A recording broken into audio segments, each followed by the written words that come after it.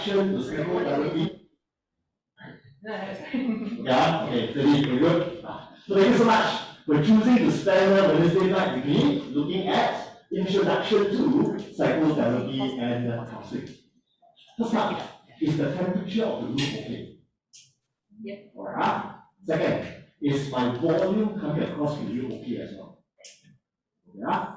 Any point in time, if I become overly loud, please let me know. I will adjust my volume accordingly. Okay? Good. Now, Mr. Lawrence, your voice is not clear.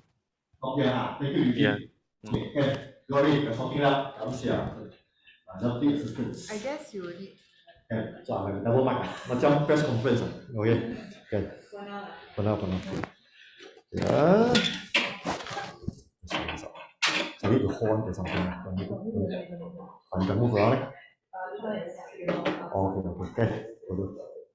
Eugene, is it better? Eugene? Yeah. Better, huh? Okay, good. Yeah, better. Well, welcome to all my Zoomers. Hello. Lawrence still a little bit far. You still sound a little bit far. Sorry. You still sound a little bit far. A little bit far, huh? Okay, again. Okay, we'll do. We will see how we will sort it out, okay? As you go along the way. Okay, hopefully. Is it better, Eugene? Yeah, better. Better, huh? Let me know, okay? If you can't hear me well, all my Zoomers. Okay? Can Okay. Okay, good. All right. Now, most of you, how many of you are new to me? Am I saying, okay, good. Okay, let me just really mention. Okay, let me just get down to introduce myself to all of you, and then we'll get down to talk about today's module. Okay. Now, I just celebrated working as a counselor for the last 23 years of my life. My wife will tell you that during this time, I actually lost quite a bit of weight doing counseling. For those of you who are thinking about losing weight, you might just be stumbling on the right profession to lose weight. Okay? Now, for those of you who are brave enough to join me in this field, you will soon discover that the pressure that we feel in the counseling field is very different from what you will encounter in the corporate world. So you'll get to discover that soon enough as we get down to the course later on. Okay, good. So basically, I spent 8.5 years working for 2 family service centers. For those of us who are familiar, family service centers are actually voluntary welfare organizations that seems to be supported by the government. So I first started off as a youth worker. After that, I became a counselor working for the second family service center. And after 8.5 years of working for these 2 places, I decided to come out on my own to do private practice. And for the next 17 years or so, I basically began to see clients privately. I teach quite a fair bit. I also supervise quite a fair bit as well. So that sort of sums up my background for the last 23 years of my career so far. Okay? Okay, Zoomers? Okay, hear me? Loud and clear? Okay, all right, let's continue, shall we? Okay, all right. Okay, quickly now, I would like to give all of us a quick overview about what can you expect in our time together, and then we'll plunge ourselves looking into today's topic. Okay? All right, so here we go. No, blanket just now. Hold on. Okay, good. Okay, I want to go to the whiteboard. Good. Whiteboard done. Okay, good. Thank you. Right. Okay, good.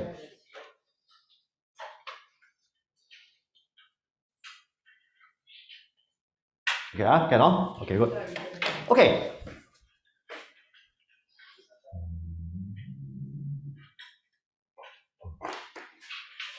Thanks. Okay, so what I've done is I have divided this particular module to look at 3 major components. What are they?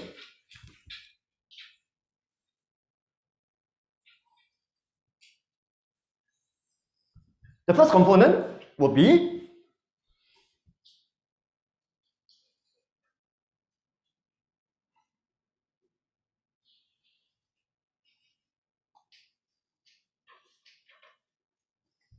now, by the end of tonight, I hope that all of us will walk away having an intellectual understanding of what is counseling.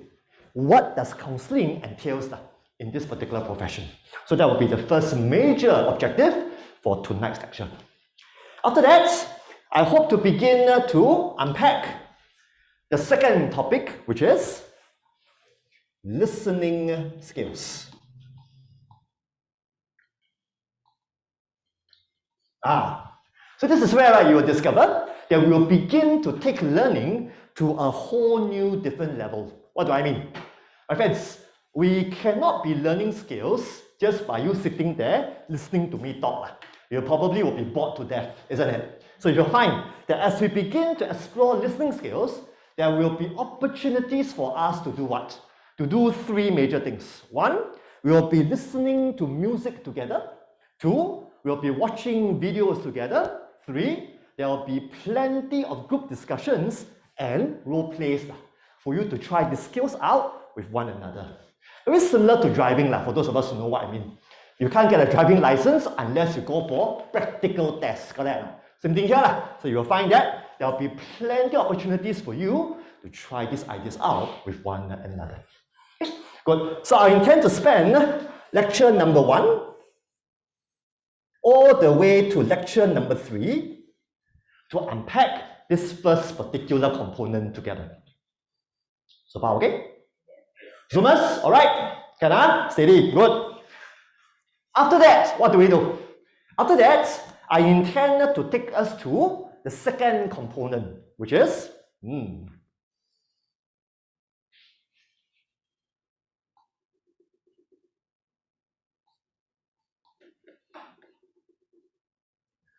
counseling theories.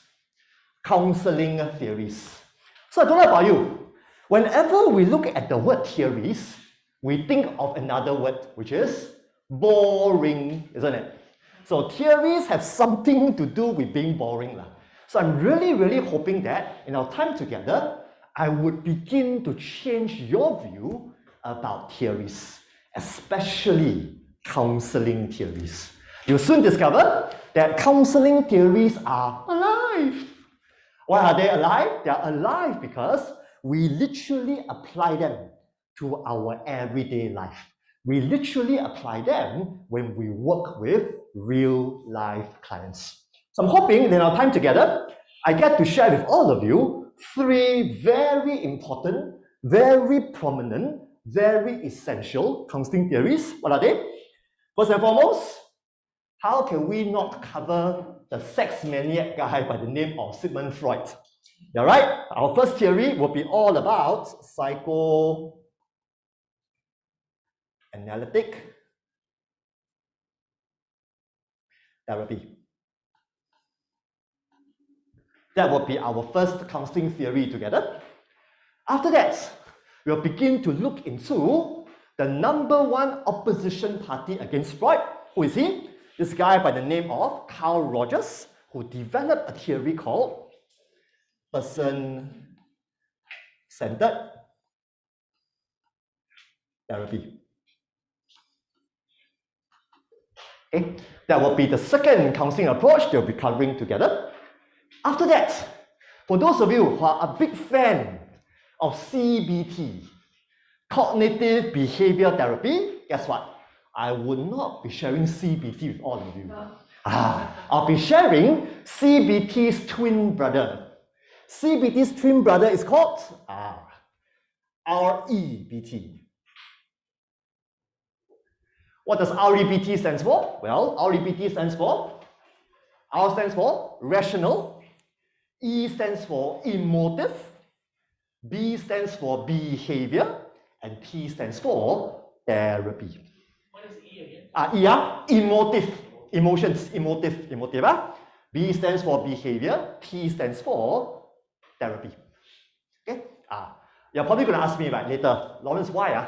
Why you choose to cover REBT and not CBT? It's because I'm leaving all of you to learn CBT from my best friend in TSPP. Who's my best friend, Sumas? That's right, Mr. Lam CK. That's right. So CK Lam in TSPP is the best person to teach you CBT. So I better don't borak, no Malay, don't blah, no need. I leave it to CK Lam to really teach you on CBT. But for me, my job is to at least introduce to all of you REBT Hopefully by doing that, it will lay a very strong foundation when you get to learn CBT from my best friend in PSBP. Okay, good. So I'll be intending to spend lecture number 4 all the way until lecture number 8 to unpack these 3 theories with all of us. Okay, all right. So far, okay? All right, let me continue. Now comes the final component. And this component is the one that most of us will fear the most. The final component is, that's right, thank you so much. Role play assessment. Right, friends, as mentioned just now to all of you, counseling is very much a skill. Counseling is very much a technique. We cannot really learn a technique or skill unless we try it out, unless we practice it. As your lecturer, I wouldn't really know whether you got it or not unless I have the privilege to see you in action. Unless I have the privilege to design a practical test for you to go through, for me to know whether have you registered whatever that I taught you in our time together. So guess what? From lecture number 9 onwards,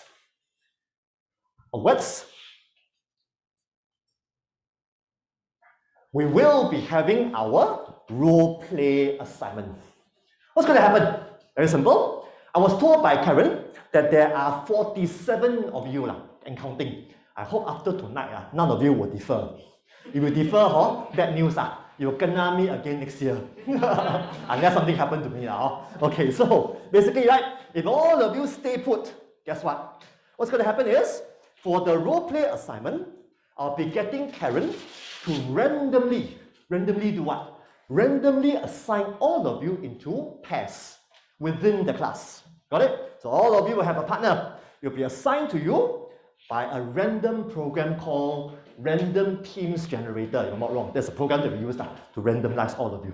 What's going to happen is, from lecture 9 onwards, each pair of you will be given half an hour with yours truly, me lah. What's going to happen is, during the half an hour, you and your partner will come into class with me. You will take turns to play the role of the client as well as the role of the counselor. And I will get the privilege to watch you in action. Hopefully, from there, I'll give you some feedback about you did well, give you some improvement, and then we'll call it a night. Now, why did I say that it will be lecture 9 onwards? It's because 47 divided by 2, how many pairs are we looking at? 23 pairs or 24 pairs. That's why one night I can only cover 6 pairs. 1, 2, 3, 6 pairs. In other words, I will need more than 6 pairs, about 8 pairs basically. So I will need more than one session to clear all of you for your role play assignments. So what's going to happen is, later on, Sylvia will be emailing to all of you the details so that you can be prepared for the role play assignment later on. All my Zoomers, okay? Okay, steady, thank you, good. All right, so this will be the first assessment for this particular module. The role play assignment will occupy 40%. 40%, okay. So you're going to ask me, right? So Lawrence, where then is the 60% coming from? Well, the 60% will be coming from counseling theories. This is where I'll be getting all of us to be doing a research paper. Researching on what? Researching on this particular theory called REBT. So if you take a look at your slides, right? Let me go back to my slides. Okay. I do escape, right? Wait. What should I do? Escape, Escape. Maybe I should do escape first. Sweet. Thank you. Thanks. Okay, good. Let me continue. So, if you look at your slides, let me fast forward. Okay.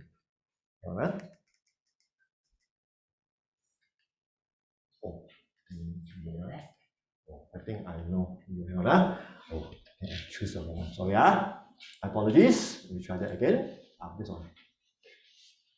Thank you. Okay. So if you take a look at this particular slide, you'll notice that the written assignment topic is on discussing the strengths and shortcomings of rational emotive behavior therapy, or REBT in short. So later on, I'll be giving all of us some guidelines in terms of how can you go about doing this particular assignment. For a start, in case you're wondering, I will be covering this particular theory, REBT, possibly during lecture number 6 and 7. So if you can, try your very best not to miss lecture 6 or 7 now. Because if you do miss it, it's going to be quite difficult for you to understand this theory, let alone do the assignment. So if I were to be you, try your best to come for 6 and 7 so that you have the fuller picture of REBT, which will help you to be able to do your assignment moving forward. So far, see with me? All my Zoomers, okay? Yeah, sorry, I said. No, we have a question. Go for it. Ask. Whether the role play will be conducted in the school or... Good question, thank you. Now, very important. Those of you who have opted to come for lesson, your role play, let me see, no, I think we'll all do it in Zoom.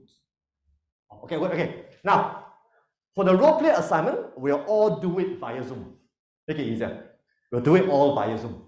All my Zoomers, okay? All the role play assignments, it'll be done via Zoom. So in other words, right, on the day itself, we'll be giving you the Zoom link. We'll be giving you the role play timings.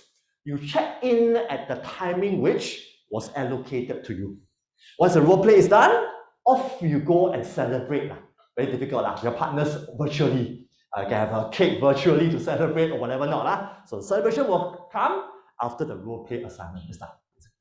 Okay? So that will be easier. Okay, deadline.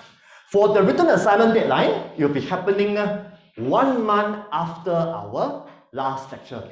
1 month after our 9th lecture. So let's synchronize our calendars. Our final lecture will be on, if I'm not wrong, let's see. On the 8th of June, if I'm not wrong. So your written assignment deadline will be on the 8th of July. That will be the written assignment deadline for this particular module. All right. I can hear a lot of sighs. I can understand. Very thin, right? Yeah. Now, if you know me well enough, you will know that I'm someone who do not believe in exams. So I always believe the best way to assess anyone is through multiple approaches. So role play is one, written assignment will hopefully be not foolproof, but I hope this will be justifiable in our time together. Good. Okay, let me pause for a while. Any questions about the assignment? From Zooms and online? Okay, good. Now, some of you may want to ask me, so Lawrence, is there any textbook we have to buy in order for us to do well for this module? My answer is no need. There's no need for you to buy any textbook in order to do well for this module.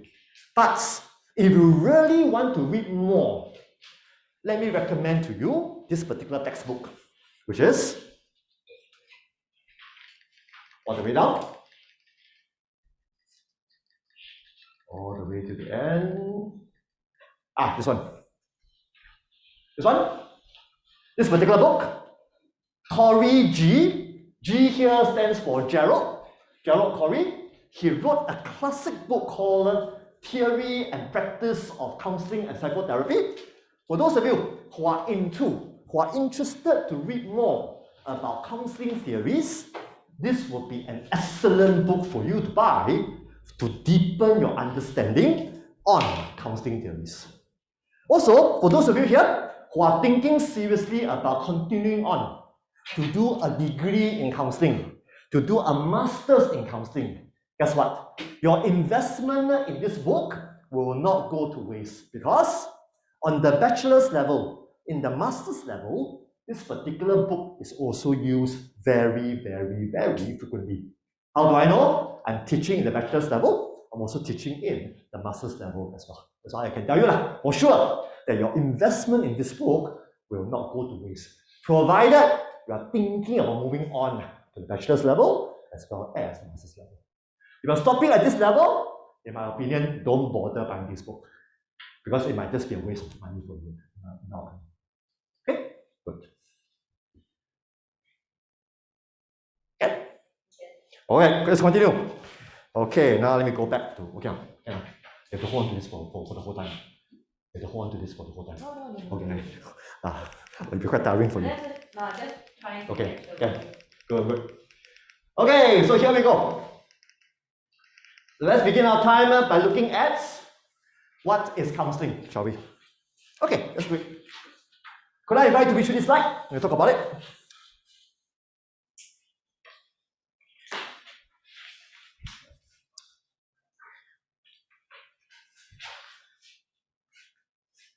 Okay, my friends, I always believe how we behave is always influenced by what we think, isn't it? So over here, our understanding about what counseling is will surely determine how we will conduct ourselves during counseling. Let me give you an example. Quite a while ago, I had a chance to supervise an elderly man. How old was he? He was 67 when he was making a career change from being a financial consultant, switching over to become a counselor. He went to do a master's in counseling course. As part of the course, he has to do practicum. And so he was doing internship, and he unfortunately, kena me to be supervisor. So what happened? So I remembered, during our first session together, I asked him, let's call this guy Anthony. So Anthony, what is your understanding about counseling? He told me, am I going for an interview? I say no. But I just want to know, what is your understanding about counseling? He told me, you want the textbook answer, or do you want my sincere answer? I said to him, your sincere answer. And he told me, well, Lawrence, all the theories we study in school, all the techniques we learn in school, all those are for sure one. All those are no use one. When it comes down to counseling, Lawrence, I'll tell you, me being 67 years old, counseling to me is all about me sharing my life experience with every client that I see. He didn't say imposing, me influencing them with my life experiences, me telling them my life experiences, me sharing with them my life experiences. That to me is what counseling is all about. Friends, what do you think might likely happen if this guy were to go out there and do counseling? It's going to be very, very harmful. You know why? What's going to happen is this. As he goes and do counseling, two things will likely happen. One, he wouldn't be understanding his clients very much. He'll listen a bit, he will say, here is what I want you to do. Here is what I would do. Guess what? Before we know it, he will be busy imposing his ideas on clients. Before we know it, he will be busy imposing his solutions onto the client. Okay, follow? That's the reason why our understanding about counseling will always greatly determine how we go about conducting our sessions. So let's begin our time now by looking at what seems to be the general consensus about what counseling is. Which is? We'll talk about it.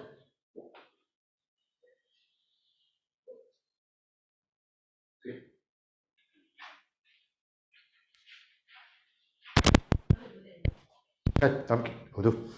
Pocket, huh?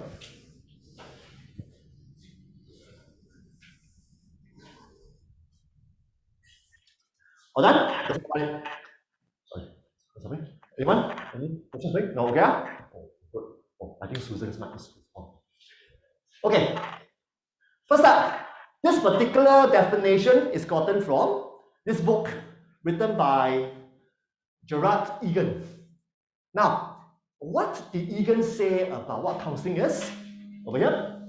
Egan says, to help clients manage their problems. My friends, notice carefully. Egan didn't use the word solve. Neither did he use the word resolve. He intentionally used the word manage. Can someone tell me why? Why did Egan intentionally use the word manage? Why not solve? Help client solve the problem lah. Help client resolve the problem lah. Why not solve? Why not resolve? Why the word manage? Long That's right. process. It's a long process. Very good. My friends, when you join me in the field, you will find one of the biggest challenge to be a counselor is perseverance. How many of you here are runners? What? Runners. Look, runners. No. Steady lah. No. Walk. For those of you who are like me, long distance runners, you will know that in order for us to run a marathon, in order for us to run an ultra marathon, we need perseverance and patience. Same thing. In the journey of life, more often than not, problems do not just go away. Problems do not just disappear. Problems do not just get solved and never come back again. More often than not, problems will creep back into our lives without us knowing. Problems will reinvade into our lives without us being ready for it. That's the reason why I love when Egan used the word manage, because the word manage is being used to show our client our respect towards their life struggles. In my opinion, when I come from the angle of manage, I'm respecting that whatever struggles that they're having is big, is huge. And I want to help them to be managing it, to be improving bit by bit, to be really relating to these problems to make it better. Got it? So that's important. Number two, this is interesting. Besides helping clients to manage their problems, we are to also help them to develop unused resources. Here's what, my friends. Now comes the best part. Now, whenever I see clients for counseling, right, sometimes I begin to wonder about what? The way that my clients talk about their problems is as though they have temporary amnesia. What do I mean by temporary amnesia? It seems as though, right, all they can remember about their life is my problem, and my problem.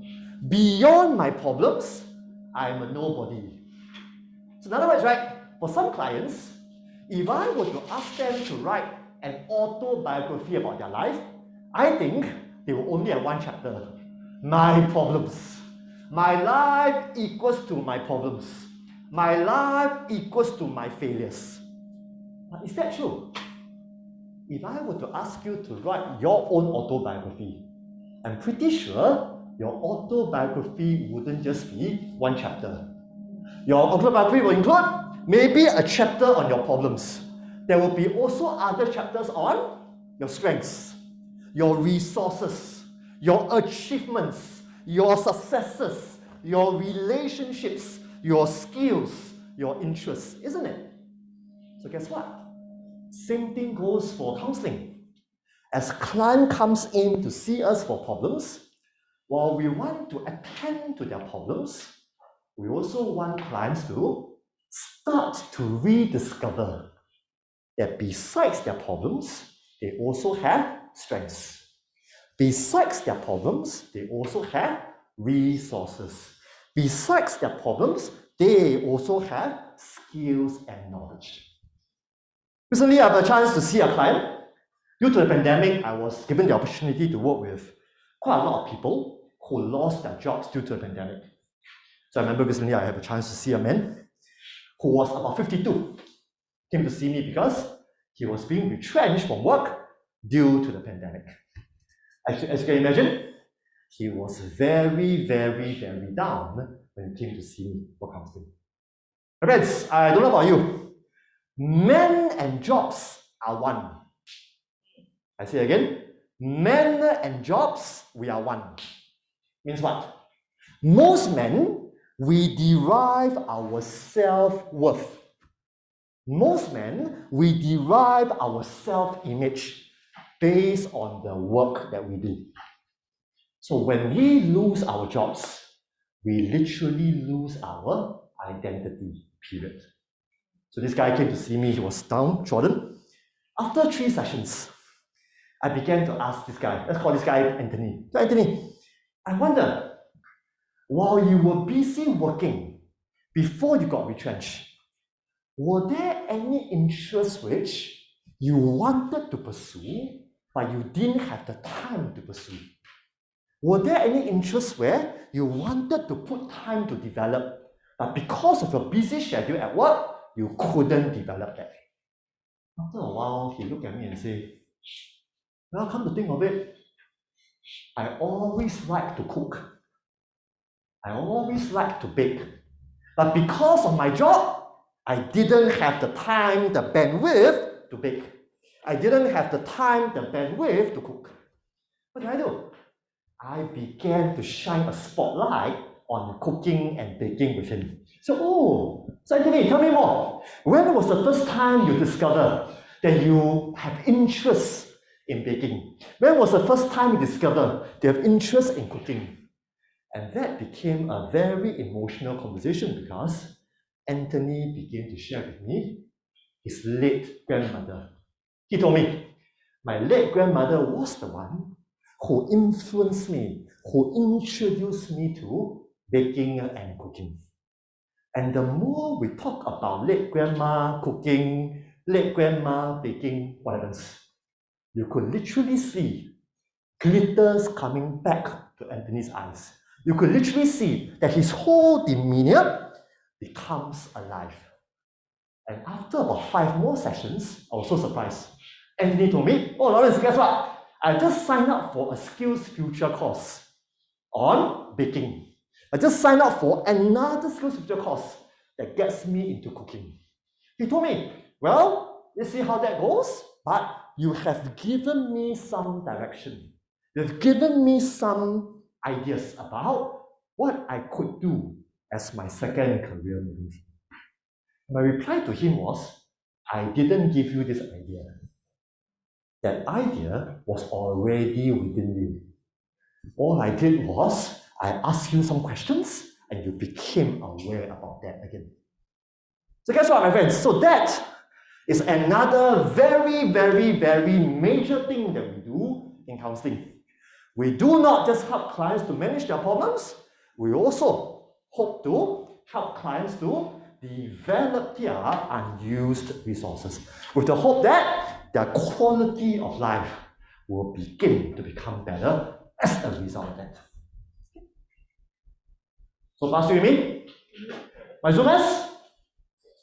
Okay, steady, good. Let's continue. Now we come to the second very important principle, which a lot of people know, but it's extremely hard to do, which is help clients become better at helping themselves. Means what? Means the big E word called empowerment. Friends, I remember, let me share you a story. The year was 1993. I told my mom, my late mom, Ma, I'm going to go into counseling. She looked at me and said, sure or not, son? I said, yes, Ma. Then she told me, you are going to a profession where you will probably not be rich. So I said, you're right, Ma. And she said, then why are you going to it? Then I told her, say, nothing brings me more joy, Ma, when I see people that I help stop needing my help. Then she told me, like that, I got business. If that brings you joy, right? Alamak, you'll be working out of business, no? By the time you know it, no more clients to see, no more money to feed your family. You sure or not? I think that conversation got my mother to be very worried for her beloved son. Is her son crazy or not to choose a profession that eventually work ourselves out of job? But that is really what most of us counselors take a lot of pride in. When we have a client who tells us, oh, Lawrence, I think no need to see you anymore. Oh, Lawrence, I think let's have a break from counseling. Oh, Lawrence, I think no need to come and trouble you anymore. That brings me the most joy. Why? Because that tells me that my client has found a way to be back on their feet. Does it mean their life is perfect? No. But at least they feel competent enough. At least they feel confident enough. At least they feel okay enough to tackle life's challenges without having me in their life. So, why did I say just now? There are a lot of people knows this, but find it hard to do. It's because, more often than not, sometimes when we hear of clients wanting to stop counseling, we may take it personally. Oh, so I'm no longer needed lah. Oh, so now I'm no longer relevant lah. So some counselors, right, they actually find it hard to actually say goodbye to their clients because they may interpret those goodbyes to mean that they're no longer useful, they're no longer relevant. But this is where, if we are truly in the business of people helping, this is something that we are always striving to achieve with every client that we see. Okay. Which leads me to my next point. In order for me to help clients to help themselves, what must I do? I have to minimize my advice giving, isn't it? What do I mean? If my counseling sessions is always about me giving advice after advice, if my counseling sessions is only about me giving suggestion after suggestion, what am I doing? I'm actually making my clients become more and more dependent on me. Oh, without Lawrence Ho, what should I eat for lunch? Without Lawrence Ho being around, what should I be dressing for interview? Alamak, I don't know, no? What's happening? Now I'm making my clients, instead of being empowered, I'm actually making them become more and more dependent, more and more can't live without me. And that becomes a problem when we are in the field of counseling. That's the reason why, you see, the next slide. Introducing to you a very important word. Facilitation. My friends, what does the word facilitation mean? To facilitate is to do what? That's right, ease the process. To facilitate is to draw something out, is to elicit something out. What is the opposite from facilitation? Is advice giving. Advice giving, we give. Facilitate, we draw out. Now, how many of you here are graduates from Republic Polytechnic? Everybody? Yeah, good. Now, the privilege of doing some work for RP in the year 2000, 1999-2000. I remember when I went there to do some work for them, I bumped into a lecturer in RP. And I called this little guy lecturer. Hey lecturer, how are you? And I remember the moment I called him a lecturer, he corrected me. Lawrence, in RP, we do not call ourselves lecturers. In RP, we call ourselves facilitators. So when I heard that, right, I look at him, sure, no, fanciful word lah. But you sure what that means? He told me, Lawrence, why not I invite you to come and check me out when I facilitate a class? Well, can I invited? Then go lah, correct or not? So okay, I take him on. So guess what? Next week, I went by. And this was how he conducted his class. The class come together in the morning. What happens? The lecturer, facilitator, flash a particular topic on the board. What did he then do? He told the class, okay class, you have now 3 hours. 3 hours to do what? 3 hours to research on the answer. 3 hours to research on finding answers to this question, this problem question. After that, we gather back together and we hear from you what your research has provided. So guess what? 3 hours later, they all come back together. My friend, all he does was to facilitate different groups to begin to present the answers. And I found that to be so cool. Why cool? Because the students are taking ownership over their learning. The students are taking over this whole process of finding answers for themselves. And that to me is so empowering. Same thing in counseling. In counseling, what do? We always believe in facilitating by asking questions. We always believe by asking questions to draw answers from the client, so that clients becomes more and more empowered to begin and live their lives without us being around. Okay? That's why facilitation is so important for us. Okay? Good. Also, questions for me? All my Zoomers, things to ask me? Okay, good. Now let me go back to the whiteboard. Okay, to talk about it. Whiteboard. Good, back here. Okay, it's back. Well, maybe I have a question. Go for it, yes. What's the difference between counselor and a coach? Thank you so much for asking that. Come, let me talk about it more. Counselor and coach, Okay, let me use the whiteboard. Okay, here. Okay.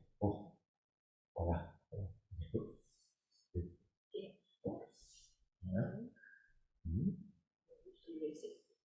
It's not so small. Because it should be one natural. Okay, now let's just. Okay, good. Okay, now comes the question. Okay? Let me do it. Oh, you're doing it, yeah, Lauren. Yo. You know the word facilitation, right? Yes. One of the many words that have similar meaning, right? One of it is actually encouragement.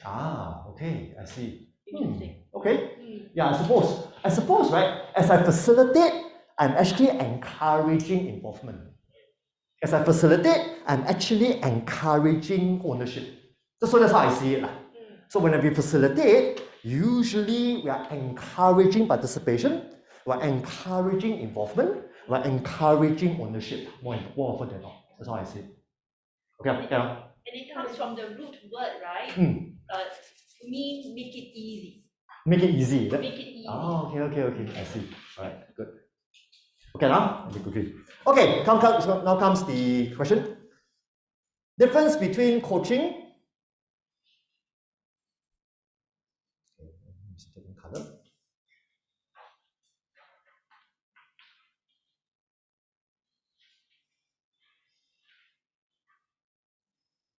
Okay. Now, let me first talk about coaching. Love this word. Now, for those of you who have a strong interest in coaching, first, let me encourage you to go to this particular website called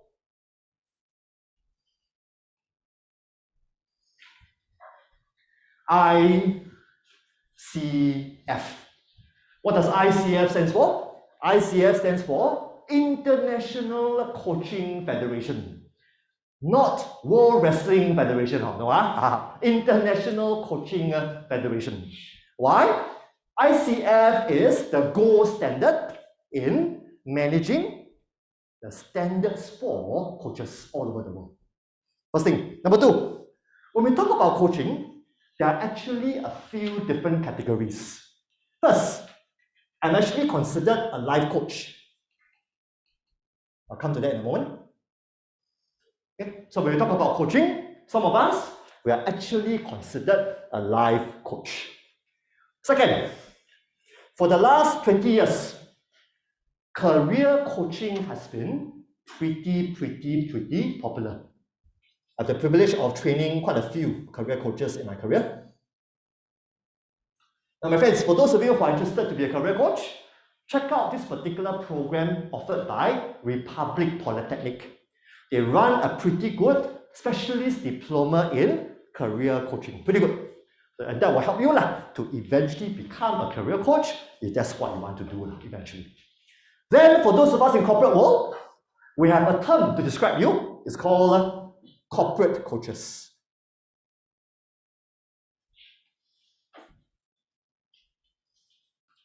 Okay? Corporate coaches. So now let me answer the question. I think was it Mabel who asked me? Was it Mabel? Yeah? No, I think it was Jalen. Sorry, Julian, is it? Jalen. Good. Let me answer your question. Now, if you ask me, I will say to you that life coaching seems to be rather similar to counseling. So I say again, life coaching seems to bear quite a lot of resemblance to what a counselor does. In what way? Number one, life coaches and counselors, we pride ourselves for being good listeners. Number two, life coaches and counselors, we pride ourselves for helping clients to move towards their future goals and outcomes. But now comes the major difference. For life coaches, we tend to work with people who have certain specific outcomes, certain specific goals for the future, but life coaches may not be trained to work with trauma. Life coaches may not be trained to work with certain unfinished business in the past. Life coaches may not be trained in working with what is underneath our unconscious mind. Life coaches typically work with more concrete goals, more concrete outcomes, and helping clients to be moving forward. That seems to be the major difference between life coaches and counselors. Same thing, if you look throughout career coaching and corporate coaches, we all bear the same resemblance, which is coaches, we typically look at tangible goals to achieve, future. Coaches seldom would go back to the past like what counselors would do.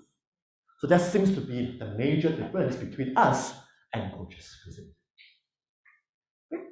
Now, for those of you who are seriously thinking about becoming a coach, there is a particular theory that you may want to read more on. This theory is called AI. AI does not stand for artificial intelligence. AI stands for appreciative inquiry. Shall I say again? AI stands for appreciative inquiry.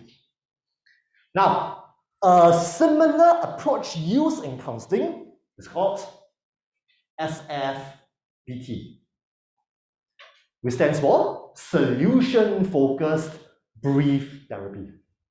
So it's because of SFBT, that's why I became a life coach. Because I'm able to use SFBT in counseling, I'm also able to use SFBT as a coach as well. So SFBT actually allows me to play two roles, usually at the same time. So if you want to, you can go for training and to be trained in AI as well as SF, so that you can begin to play your role as a coach as well as become a counselor as well. Good. Boss. Zoomers, things to ask me? Okay, let's continue. Good. Escape. I'll go back to my.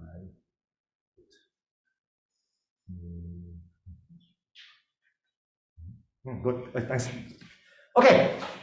Now we come to this other principle in counseling: a therapeutic relationship with a specific goal. Now, what do we mean by this particular term called therapeutic relationship? Let me unpack this for you.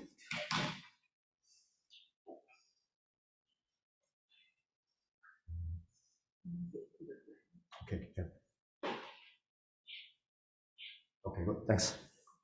Okay, so let's talk about it.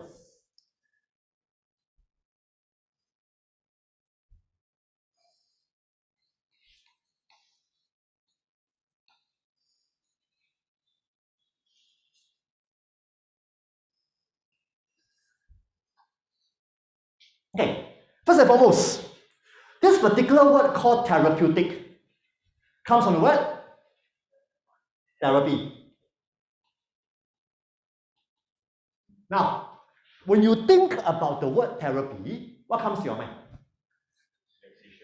Sorry, sensation? Very good. What else? What would be considered therapy to you and I? When something is therapeutic, what does it give us usually? Relaxation. Very good. So we go down. Relaxation.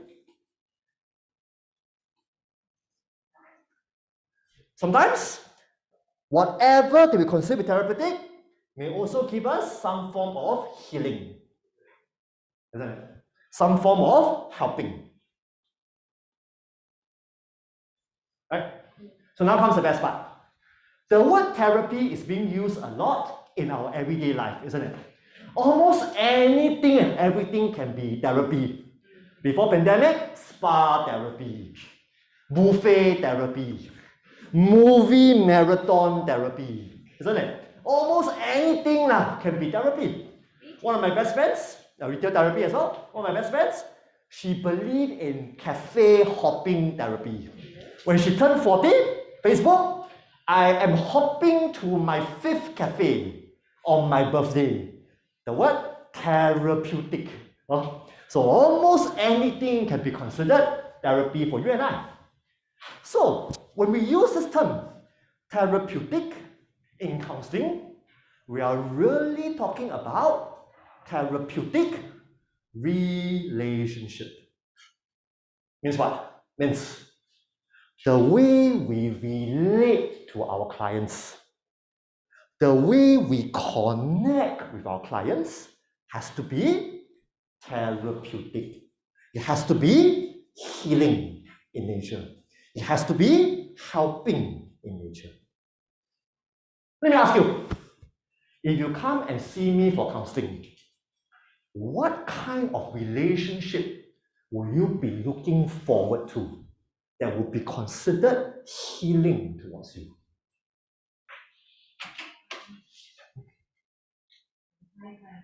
Yeah. Kind. Very good. Kind will be one. One major one will be non-judgment. Why do I say that? My friends, more often than not, right? When clients come to see us, usually they may come with problems which are frowned upon in society. Example, I've seen my fair share of clients coming to see me because they are involved in extramarital affairs. I have my fair share of people coming to see me because of certain addictions in their life. I've seen clients who come to see me because they have been battling with anger and they are so ashamed to own that up to a counselor. So guess what? So you'll find that a big characteristic of therapeutic is really this idea of being non-judgment. That's one big characteristic that will make our relationship a therapeutic one with our clients. Another major ingredient that will make our relationship therapeutic is this ingredient called empathy. Means what? Means the counselor constantly trying to understand. The counselor constantly trying to enter into the client's role. The counselor constantly trying to put the client first, rather than to be putting ourselves first. That seems to be another major characteristic that will make our relationship a therapeutic. And then comes the third. The third is a very controversial word, but it's so important. It's called being genuine. Means what? Now, if I only show my client non-judgment, if I only show my client empathy, after a while, my client will start to think of, Lawrence Ho is quite fake. This is too good to be true. So after a while, right, my client will be looking to me to also be genuine. Means what? There will be times where I will give my client some feedback, even though the feedback may not be that pleasing to the ear. There will be times where I will challenge my client, even though the challenging that's being done may not be that pleasing to the client. There will be times where I may have to confront my client, even though confrontation may not be that pleasing to the client. Why is that important? That's important because ultimately, we challenge, confront because we care for the other party. We challenge, confront because the other party matters to us. We challenge, confront because our relationship matters to us, isn't it? So this is how, if you ask me, this becomes the three very important characteristics that will make our relationship with our clients therapeutic. More often than not, when this happens, clients will begin to feel shocked as a result. So later on, when I begin to cover with you person-centered therapy, you'll find me coming back to unpack this particular terminology again. Yes? How do you balance the three? Like the non-judgment with the like a sense of justice? Good question. You feel like something that it's wrong. Yeah. Okay. For me, usually, right, is this. More often than not, clients will already know that it's wrong. Usually. So my job is two things. My job is, even though they know that it's wrong, how come they're still in it? Even though they know that it's damaging, how come they're still indulging in it? My job, first and foremost, I want to understand. Example, I was seeing a client recently who has been addicted to porn. You'd be quite surprised to know how many hours he watched porn. He watched porn 18 to 19 hours a day.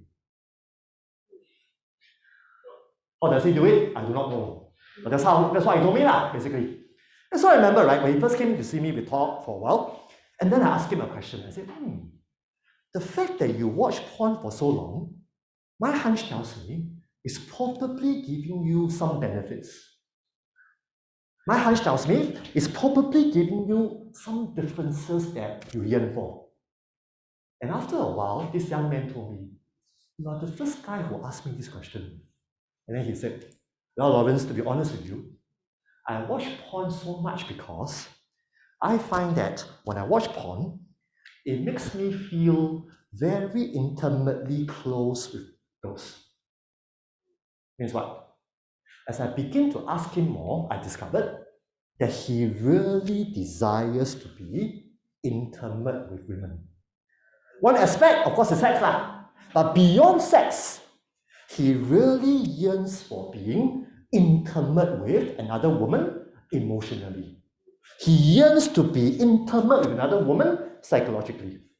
Sex is one part of it, but there are also other dimensions to it which he yearns for. So guess what? As I begin to focus on those things, porn becomes less of a limelight. As I begin to focus on those things, he begins to see other possibilities where he might venture into to get what he wants eventually. So I guess to answer your question is this, more often than not, clients don't need my judgment. Clients need my understanding first, before I do anything else to move them forward. Usually. So far still with me? Yeah? Check my time. What time? Okay, good. Let me continue. Okay, now let's get down to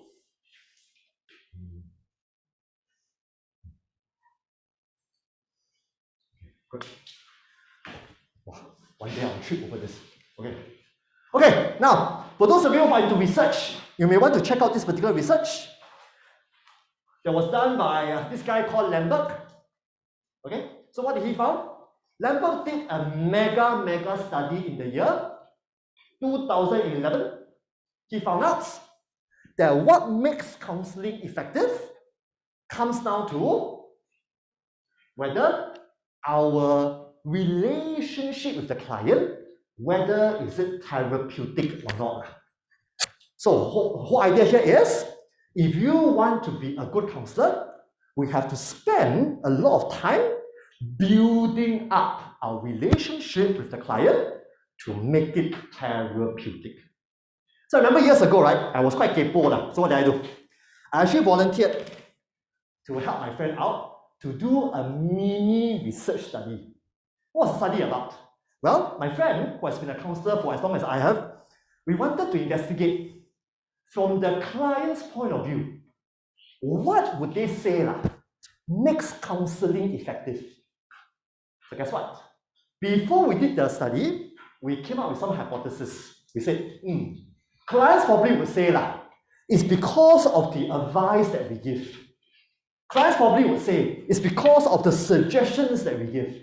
That was being quite bang. I said, clients probably say it's because we are good looking or we are charismatic. So we put it all down as a whole list of hypotheses. Then we did the research. We actually surveyed 159 clients, my friends' clientele. And the results came back staggering. What was the number one reason why clients found this to be helpful? They said, unanimously, they found counseling to be helpful because they didn't feel judged. They found sessions to be helpful because the counselor took time to understand their pain. They found it helpful because counselors were slow to speak, slow to give advice, quick to listen, quick to understand. I remember, when the results came back, I told my friend, all these years learning counseling theory, wasted. All these years going to master's course, wasted. All we have to do, listen can already. So we are having a joke about it. But the point here is this. While techniques is important, while theories are important, let's not forget the deeper side of things, which is understanding and showing non-judgment. All those are probably a lot more important than the techniques that we use. Which brings me to a movie that I love to watch again and again. Have you seen this movie? Patch Adams, starring my favorite actor, Robin Williams, the late Robin Williams. Remember there was a scene where Patch was going on this shadowing this consultant. So he was with his friends, right? He was shadow. Then the consultant came to a patient. Then he began to say something. All his colleagues do what? Ask all the chin questions, isn't it? Then Patch, after a while, come up and ask, can I know what's the name of the patient? Walao, it's like a no-brainer, right? But for Patch to ask, can I know what's the name of the patient? What do you call that? I call that asking the most important question. You can be scoring 100 marks. Is it OCD? Is it bipolar? Is it borderline? All the fanciful symptoms. Important. But let's not forget the fundamentally important question. What is the name of this client? That to me is probably the most important question to ask beyond OCD, bipolar, borderline, whatever. Same thing here. So for us, we realize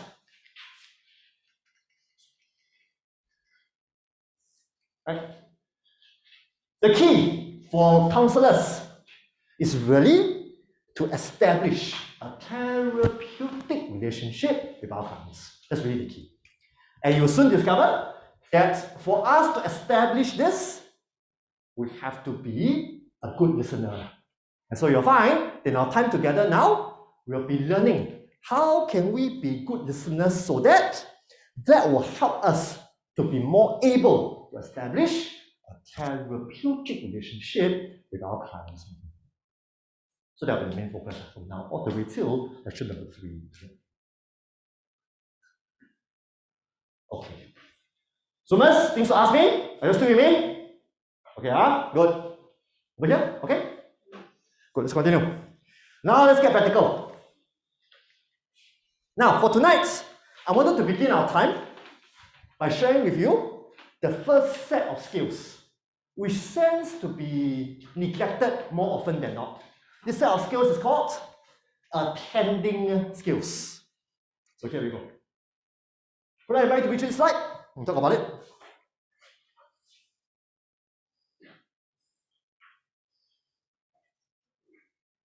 I know, yeah, it's just me. I keep tripping with it.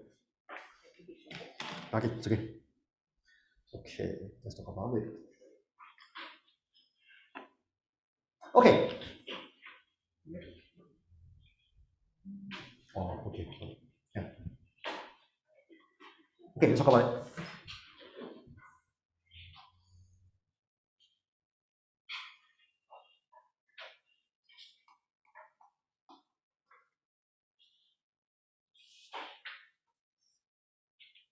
Okay, first and foremost, when you look at the word attending, I want you to think about the word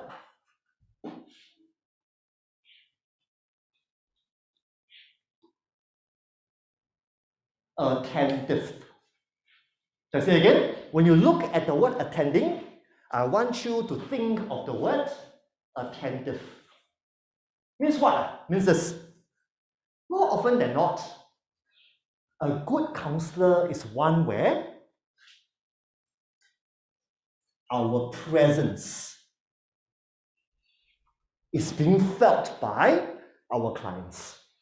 Let's say again, more often than not, a good counselor is one where our presence is being felt by our clients.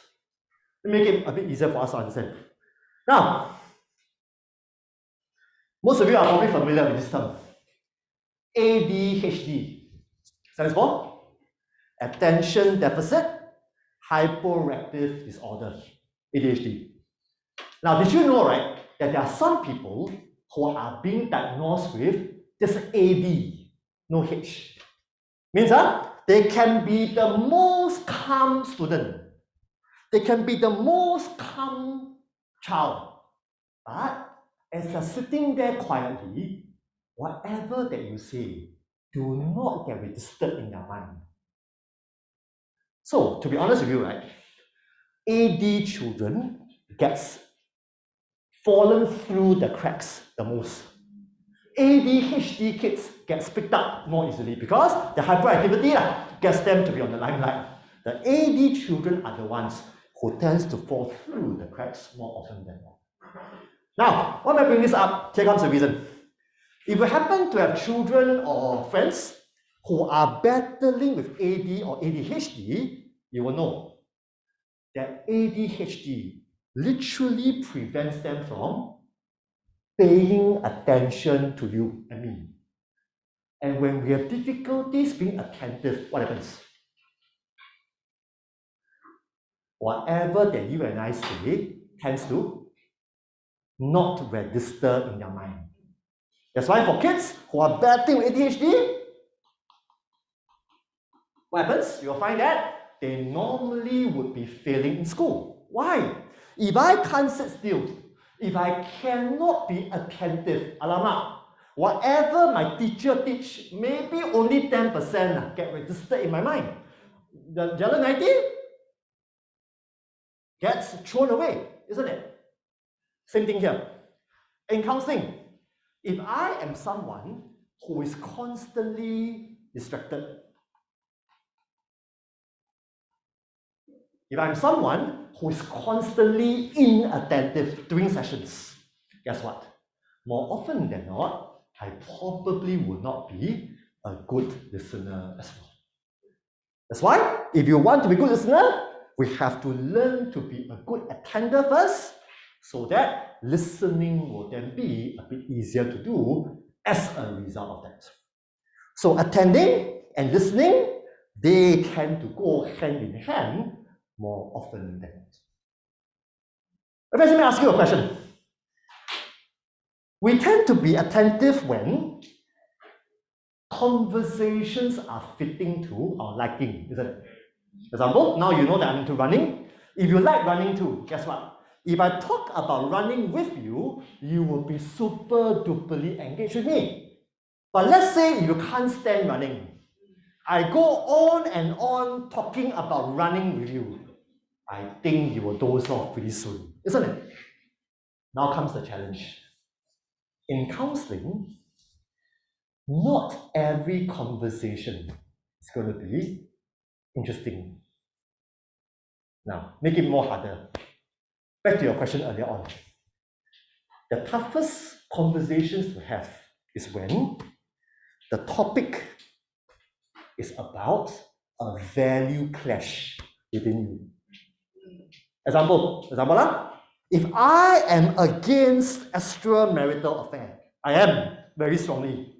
If I am talking to a guy who's coming to see me because he's in a dilemma, oh Lawrence, should I continue the affair? Should I cut the affair? Wow, that conversation is going to be very difficult for me. Another example, if I am against divorce, if a guy comes in, Lawrence, I've been thinking seriously, should I go for the divorce or not? Guess what? That conversation is going to be very difficult for me. And before I know it, my mind will start to space out.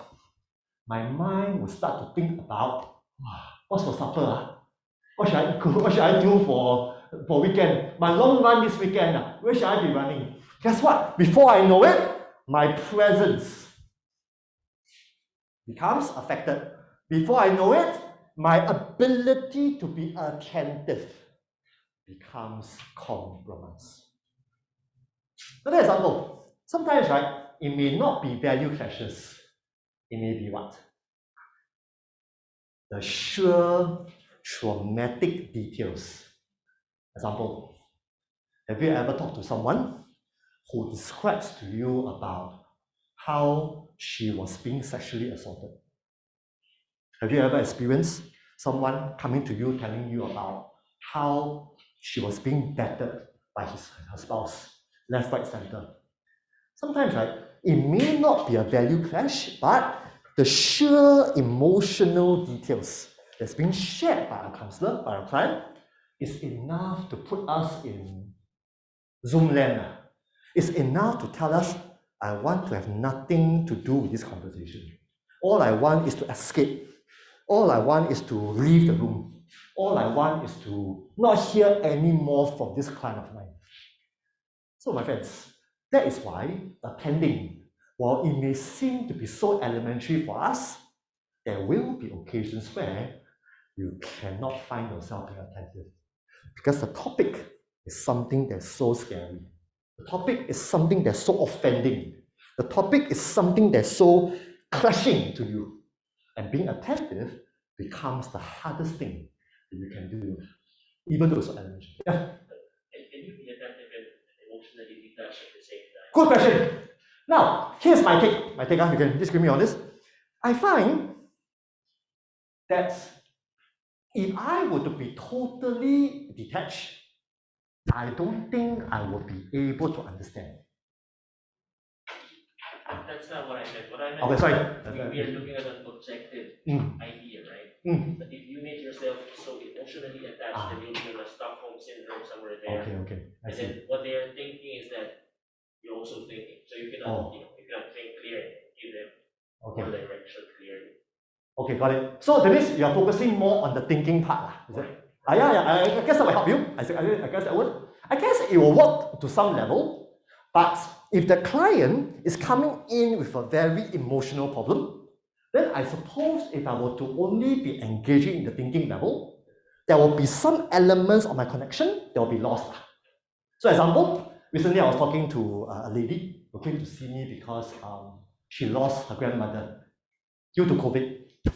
Now, I'm sure most of us know, if your loved one were to pass away due to COVID, the whole process becomes very fast, isn't it? You can't have long wait, you can't even touch the body, I was told, whatever. So she was very distraught because she felt that, wow, I didn't even have time to say goodbye to my grandma. And so I remember she was crying and crying and crying.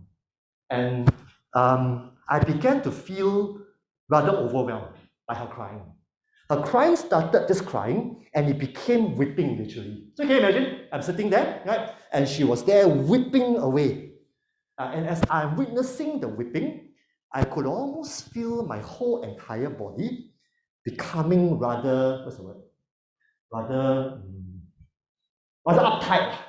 Because I wanted very much to, somehow provide comfort for her at that moment. But I knew if I were to say anything, it probably will come across as being shallow. So that was the moment. So I chose to engage with her emotionally at the moment. Yeah, so I remember that was how our first session ended. I didn't do much. I was just there for her to be whipping through the whole session, basically. So sometimes I guess we can engage at the cognitive level, but sometimes if the topic at hand is really emotional, then I want to allow myself to be connecting at the emotional level as well. Not that easy, but that's what I mean. Lauren, Yes. it sounds like other than presence is also energy. Yeah, it is. Yeah. That's one. Energy, I guess also. There's someone to discover. Yeah, energy is one. And I suppose it's also about matching our energy with the client. Yeah, most of you probably know by now that I'm quite an energetic person. I am. So I always find myself to be, in my earlier years, yeah, okay? Yeah, in the right class? Introduction to Psychotherapy and Counselling. Yes, come. There you are. Welcome. Yes, you're in the right class. Good, welcome. Okay, so I suppose, right, it's about also matching my energy with the client. So I remember in the first few years of my career, I always had difficulty connecting with people who are very depressed. Because as much as I want to be at that level, right, I still tend to be a bit too hyper for them. And after a while, right, my depressed client always say, Lawrence, are you sure you understand how I'm feeling? Do you really understand how dark my world is? Then, yeah, I do. Of course not lah. Just based on my I do. Wow. So I remember the first couple of years, I really struggled. Yeah, so I guess it's about energy, but it's also about matching the energy of the client to make sure that the connection is really there, which is not easy to do, but that's something that we train ourselves for. Okay, quickly moving on. So first, still with me? Okay, steady. Let's continue. Bye-bye. Yes, come here. Okay, we're almost there again. We're almost there for break. Almost there. Good. Okay, so now I want to show all of you an acronym of what is considered good attending behavior. Now, if you want to read more about this, you can go into this particular book. Fast forward. This one. This book, Gerard Egan, The Skilled Helper. You want to read more about attending behavior, this will be a good book you can go into to read more about it. Good. Okay, let me go back.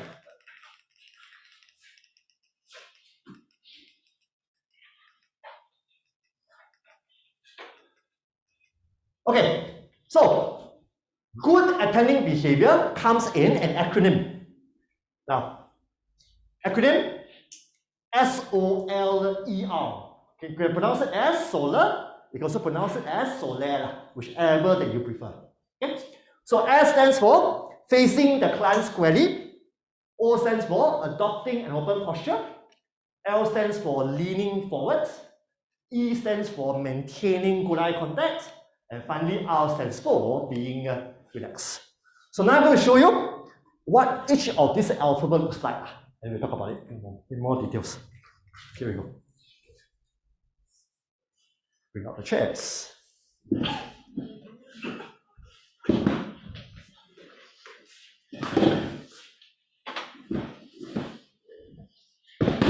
Okay. Thanks, Sugar.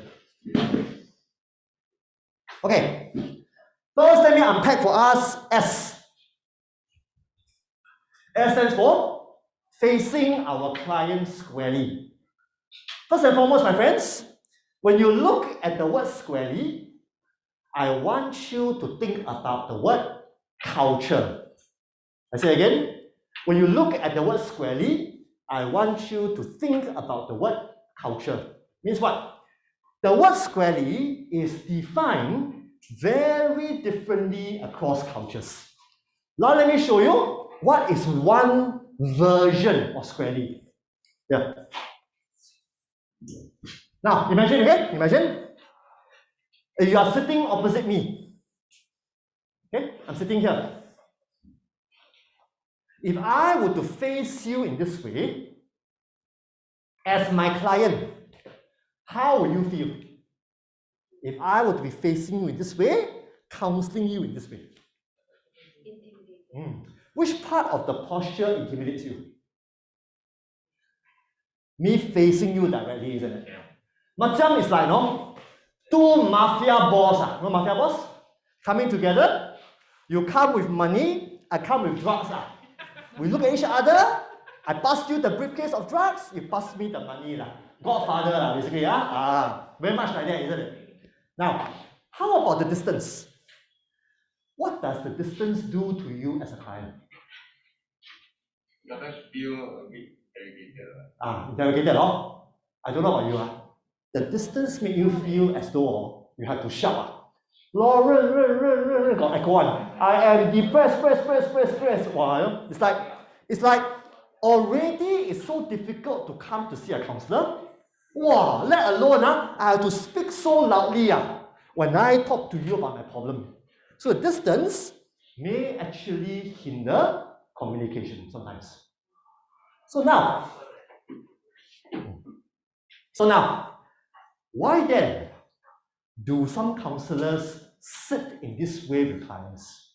Now comes the explanation. I was told, if you happen to go to North America, you may encounter counselors sitting like that with you. First, North America, I was told, they believe that when we sit directly facing the client, what happens? We are giving our client undivided attention. So, as I look at you, if I look away, you know. Look away, I know, isn't it? Wow, so as I sit opposite you, I'm giving you my undivided attention.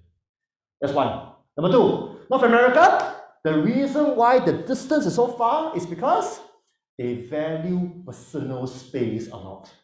That's why, sit any closer, I may just be invading into your personal space. So I don't do that. Now comes the question. This is North America. Do we have our own squarely position in Singapore? Good news? Yes, we do. Now let me show you again. Singapore version. Singapore version, like that. So, major difference? North America, directly opposite. Singapore version, we sit at an angled position. Angled position. Now comes. If you happen to sit here, I'm sitting here. How would you feel being my client?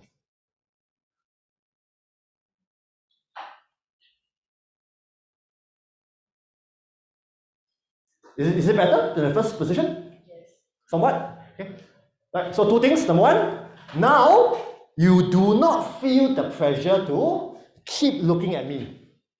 Neither do I feel the pressure to keep looking at you, isn't it? We are free to look at each other, we are also free to look away, isn't it? It becomes more natural. Number two, the close proximity may actually facilitate you to share your innermost issues with me without having to shout, without having to raise your voice, without having to feel like you are publicizing to the world, basically. So that may help generally. Now, very important, even though this seems to be the default position for Singaporean counsellors, if I were to be you, I wouldn't want to take it as default. Means what? There will always be clients whom may not be comfortable with this position. Sometimes the opposite gender may not be comfortable. So I remember there was once I was sitting like that. My client was a female. The moment she sat down, what did she do? She did this. Means what? I was too close for comfort. So very important. Whenever you see a new client, you can position the chairs this way, but the ownership is always on us to check with the client. So as we sit down, I want to be checking in. Oh, so Mary, how is this position like for you? Are you comfortable with this particular position? So the ownership is always on us to check in with the client to ensure that the sitting arrangement is really comfortable for him or her. That's one. Number two, for those of you here who have the burden to work with teenagers, let me show you the ideal posture for teenagers. Like that.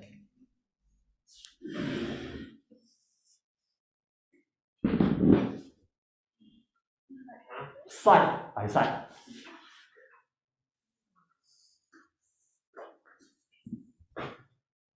I have the most intimate conversations with teenagers like that. My friends, we talk to teenagers, right?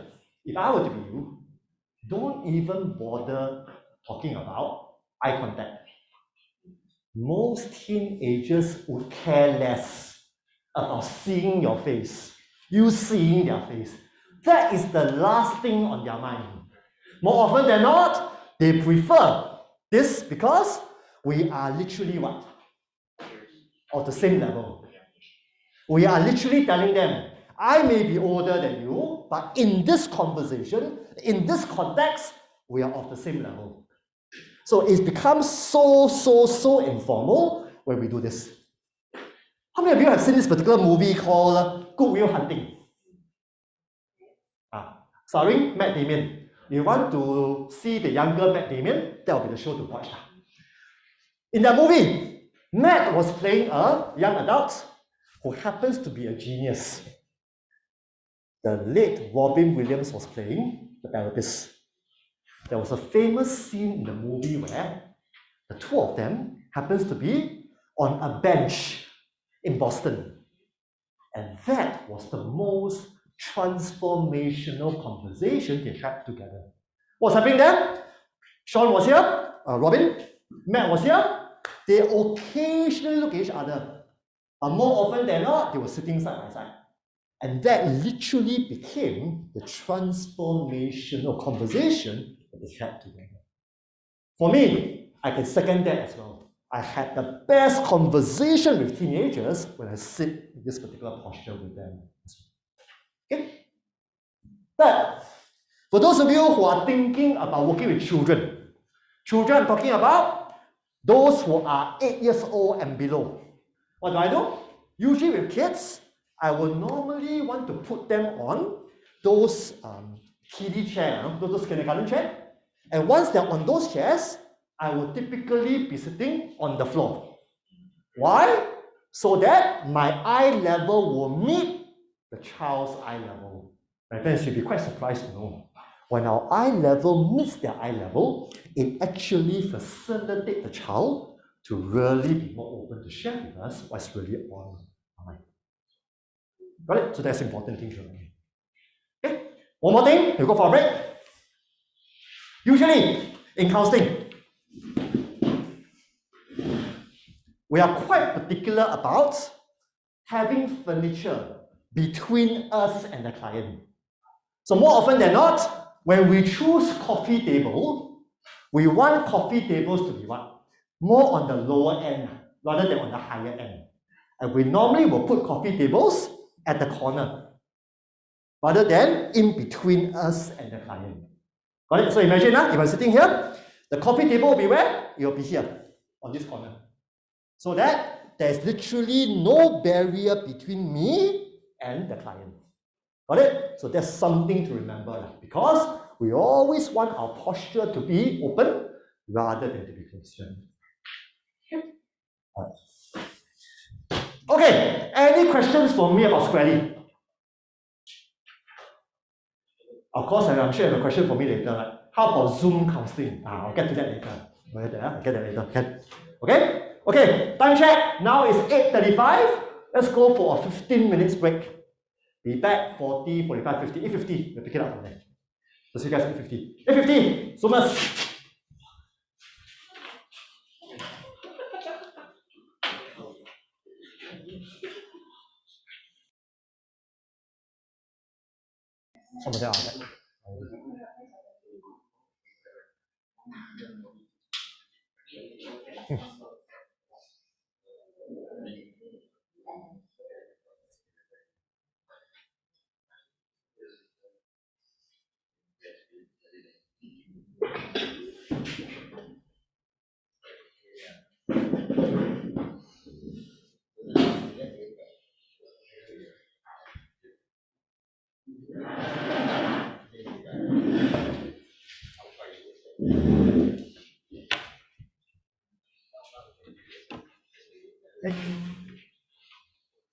Okay.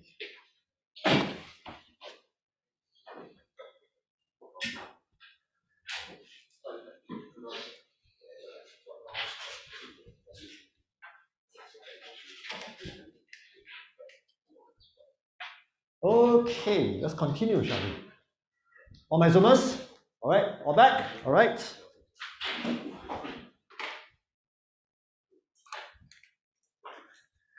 Okay, let's continue to unpack what is considered good attending behavior. So far, we look at S, which stands for facing our client squarely. Moving on now to look at the other alphabets within the SOLER category. So here we go. So, what does O stand for? O stands for open posture. Once again, when you look at open posture, I want you to think about the word culture once again. Because culturally, what is considered open posture may vary from one culture to the other. So, now let me bring you back to the first posture. Macam 0 point, yes. Wow, okay. Wow, high level. This is high level. Wow. Okay, Ken. Okay, so now first posture again. Okay. If I were to counsel you in this way, once again, the North American way. Now, I was told, North America, open posture looks like this. Like that. My friends, I don't know about you, this particular open posture looks like a wax museum figure. Oh, it's like after a while, I become a wax museum figure, isn't it? So why is this considered open? It's because no parts of my limbs are closed. I don't fold my arms, neither do I cross my legs. Guess what? Every single part of my being is open towards you being my client. Okay? That is in North America. Once again, in Singapore, do we have our own open posture? We do. Now let me show you the Singaporean version of open posture. Like that. Now, in Singapore, we found most clients are okay with us crossing our legs. No problem. Now comes the problem. In Singapore, we usually try to avoid folding our arms when we talk or counsel clients. Why? Here comes the reason. When I fold my arms, my client may begin to interpret I'm being what? I'm becoming impatient. Or I'm becoming judgmental. Or it's like, hurry up, the kind of idea. So more often than not, folding of arms may give our clients different negative connotations. That's why for us, we tend to keep our arms open while we may be crossing our legs to be attending to our clients. Now, if you are into social psychology, you probably would know how we cross our legs sometimes also matter. Example, some counselors will tell you, I should be crossing my leg this way. Meaning, like, my client don't get to see my major thigh over here, which may appear to be rather rude to them. Example, I wouldn't be doing this.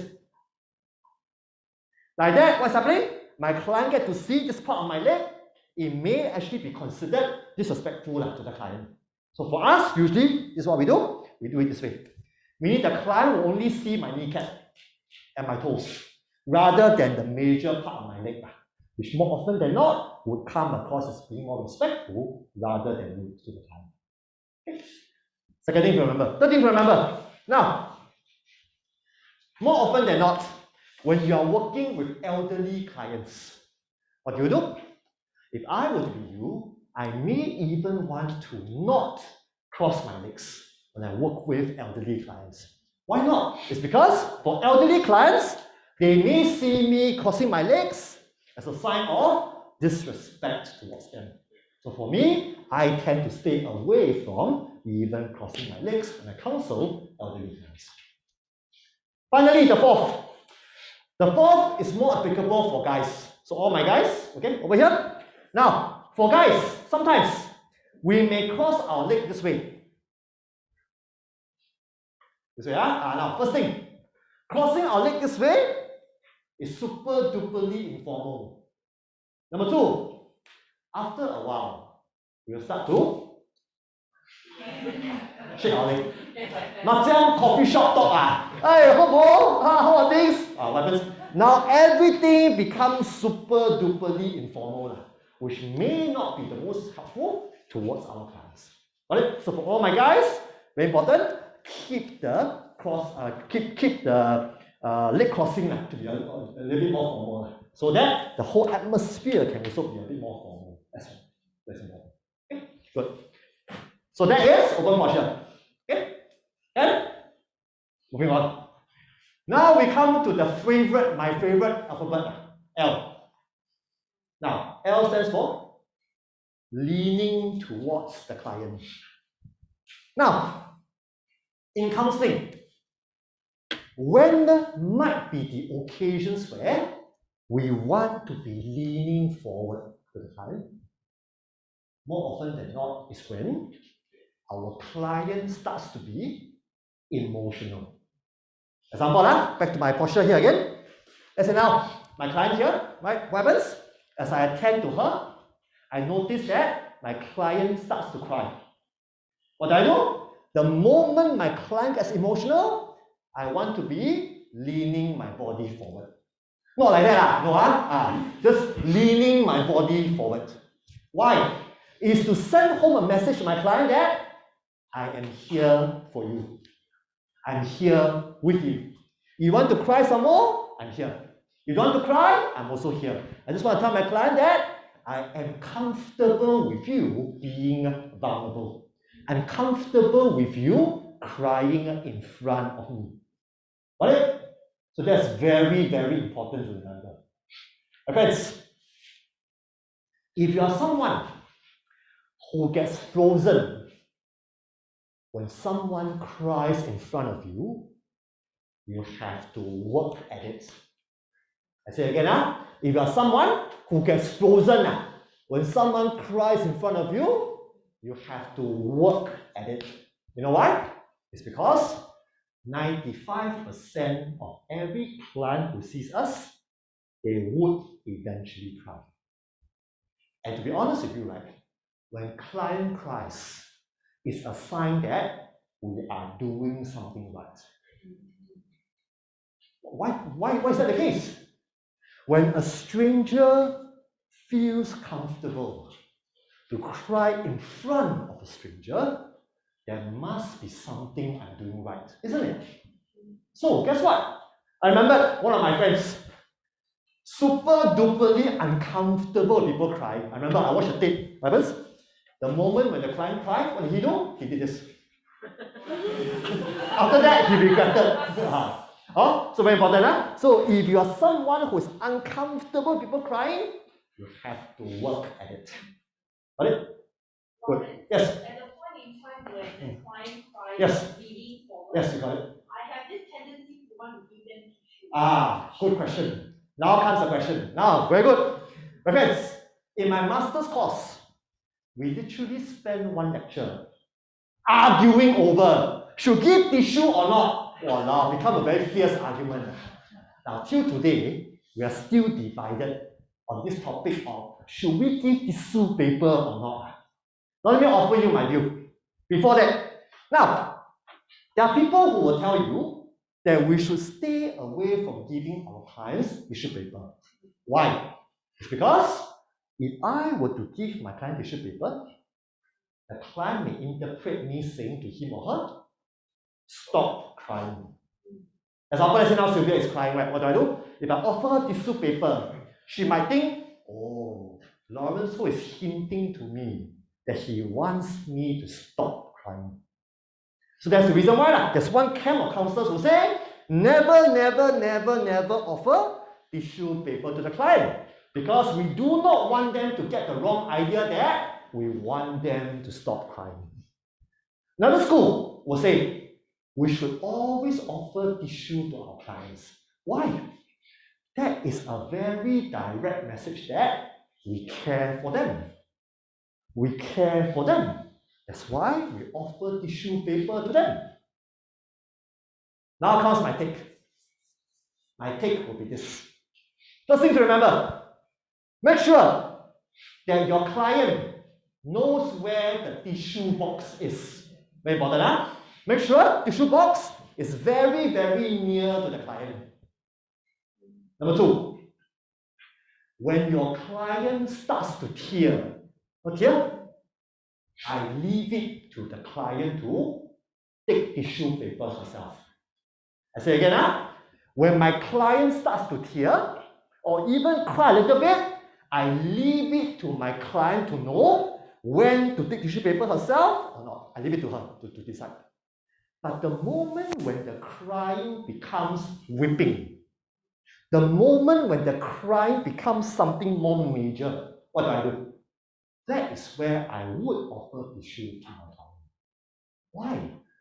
If my client starts to cry and weep with all the mucus, with all the tears, I think it will be so insensitive for me to just sit by, leaning forward and letting that happen. Got it? So that is my take.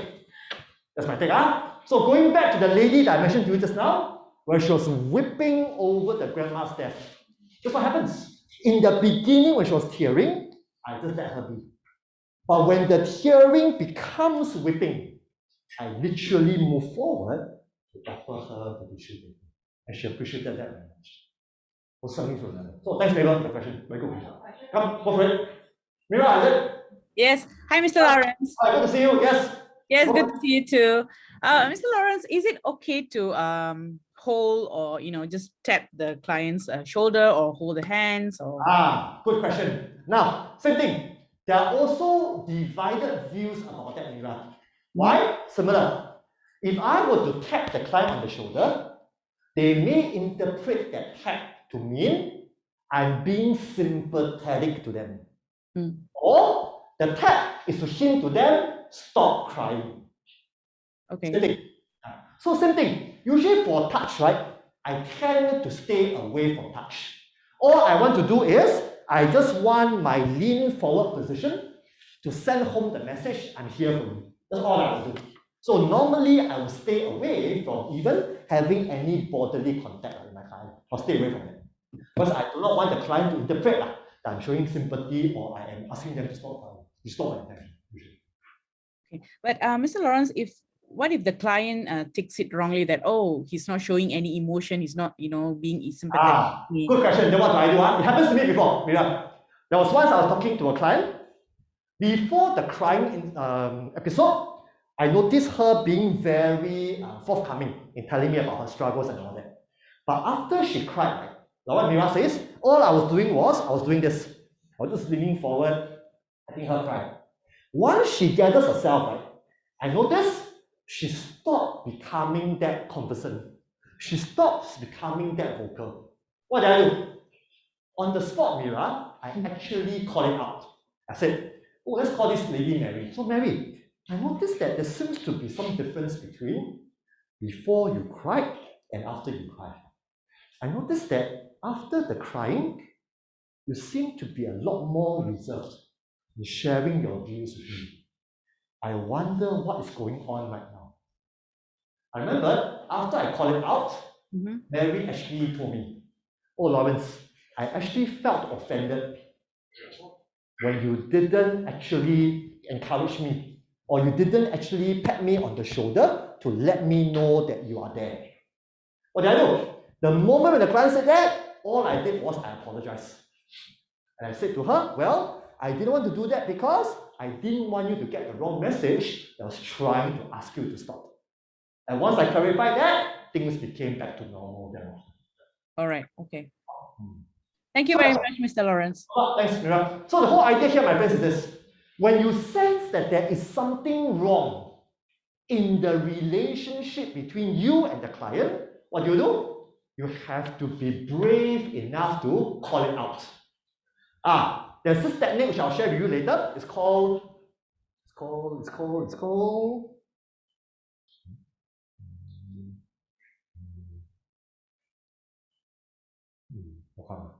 Can I stop?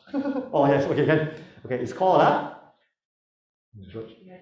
Yeah, thank you. It's called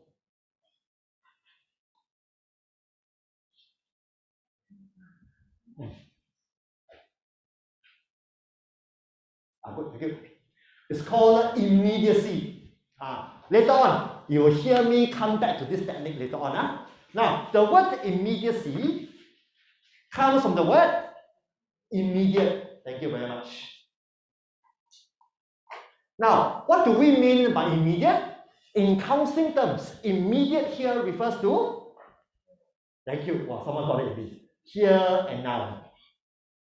So what do we mean by here and now? This is where, as I observe how we are relating to one another, as I observe how our dynamics unfold in the session, I want to be bold enough. I want to be courageous enough to call it out when I sense that our dynamics is affected.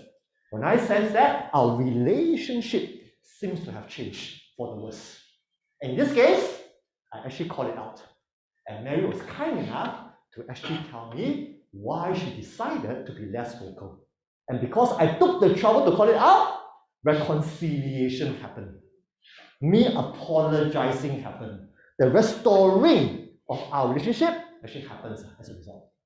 Yes? Yes, sir. There's another idea about the being touchy with regards, especially on the opposite sex. Being touchy. Being touchy. When they cry and you touch them. Yes. There's this argument of you might be engaged in doing sexual harassment. You got it. That's right. So yes. I'm not sure though if we have to clarify that one. Yeah, you're right. That's right. So I guess that's the reason why I tend to stay away from it. So if I were to get called out by the client for not being supportive, for not being empathic, usually I'll first explain that the reason why I'm not doing that is because I don't want them to get the wrong impression. I wanted them to stop crying. Number two, sometimes I'll bring in this idea about I'm not sure how you might interpret my touch. So I normally won't say ethics, because it may frighten people. All I will say is, I wasn't sure if I were to touch you on the shoulder, how might you interpret that? Okay, it's true. If you ever counsel clients who have been sexually abused before, every touch can actually mean harassment. I was just talking to a lady 2 weeks ago. She unfortunately was quite sad when I talk about it. She was using a public toilet. Before she went into the toilet, she sort of caught a guy went into the toilet. It was a common toilet basically, and he came out. Long story short, the guy actually went in to put a camera in the toilet. So on hindsight, she told herself, I should have guessed that, but she wasn't able to. So she went into the toilet, and then she came out, and then she saw the same guy went in and hurriedly went off. And then she began to realize, could it be that the guy just took some videos about me using the toilet? And because of that, right, she became very, very, very paranoid ever since then. To the point where her boyfriend, even if he wants to touch her, she will jump. And she will actually tell the boyfriend to respect her space, to the point where the relationship becomes affected. That was why she came to see me for counseling, basically. So I can almost imagine, right, if I were to touch her when she's crying, whoa, I probably might be triggering something there as well. That's why it's so important. So I guess I will say that. So I'm not sure how you'll be interpreting my touch if I do touch you. That's why I choose not to. But of course, I apologize if it was interpreted the wrong way to the client. Yep. Now let me show you a spana to think about. We talk so much about should we offer tissue to the clients? How about the reverse? Are counselors allowed to tear with the client? What do you think? Yes. Now, once again, this particular question is divided. If you ever ask my good friend, my best friend in TSPP, he probably will say, cannot! Fitting to him, my good friend. Also because, right, he comes from a very clinical setting, hospitals. I come from the community setting. Number two, we are quite different personality-wise. If you know me personally, you will know that I tear very easily.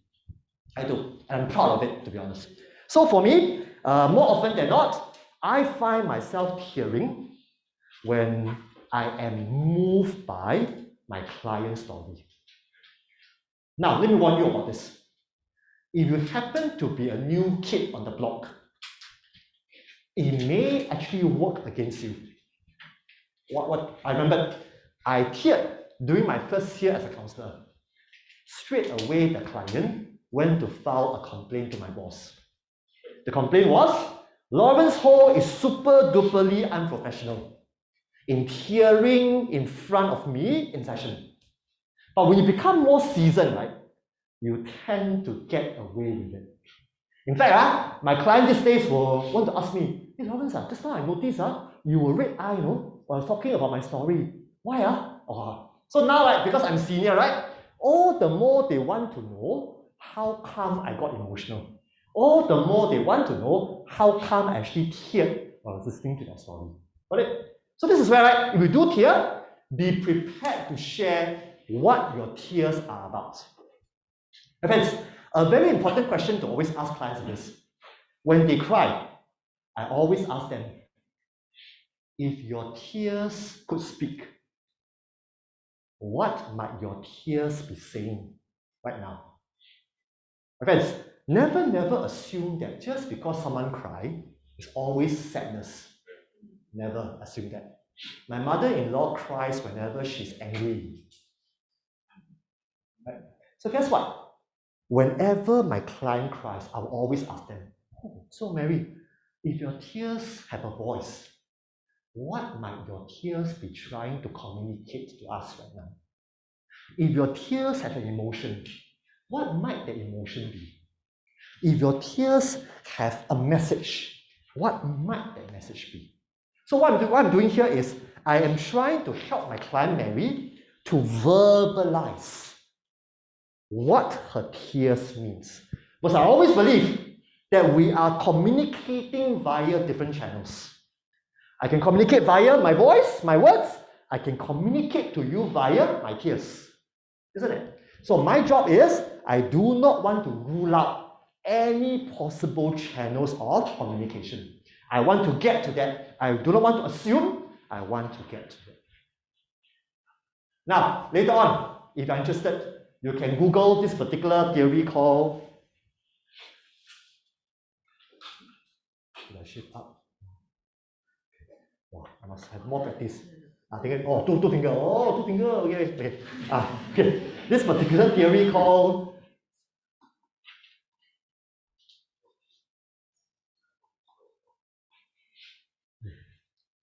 Gestalt therapy. Now, let me show you something, quite cool one. In Gestalt therapy, right, they have this view. We communicate messages through body movements.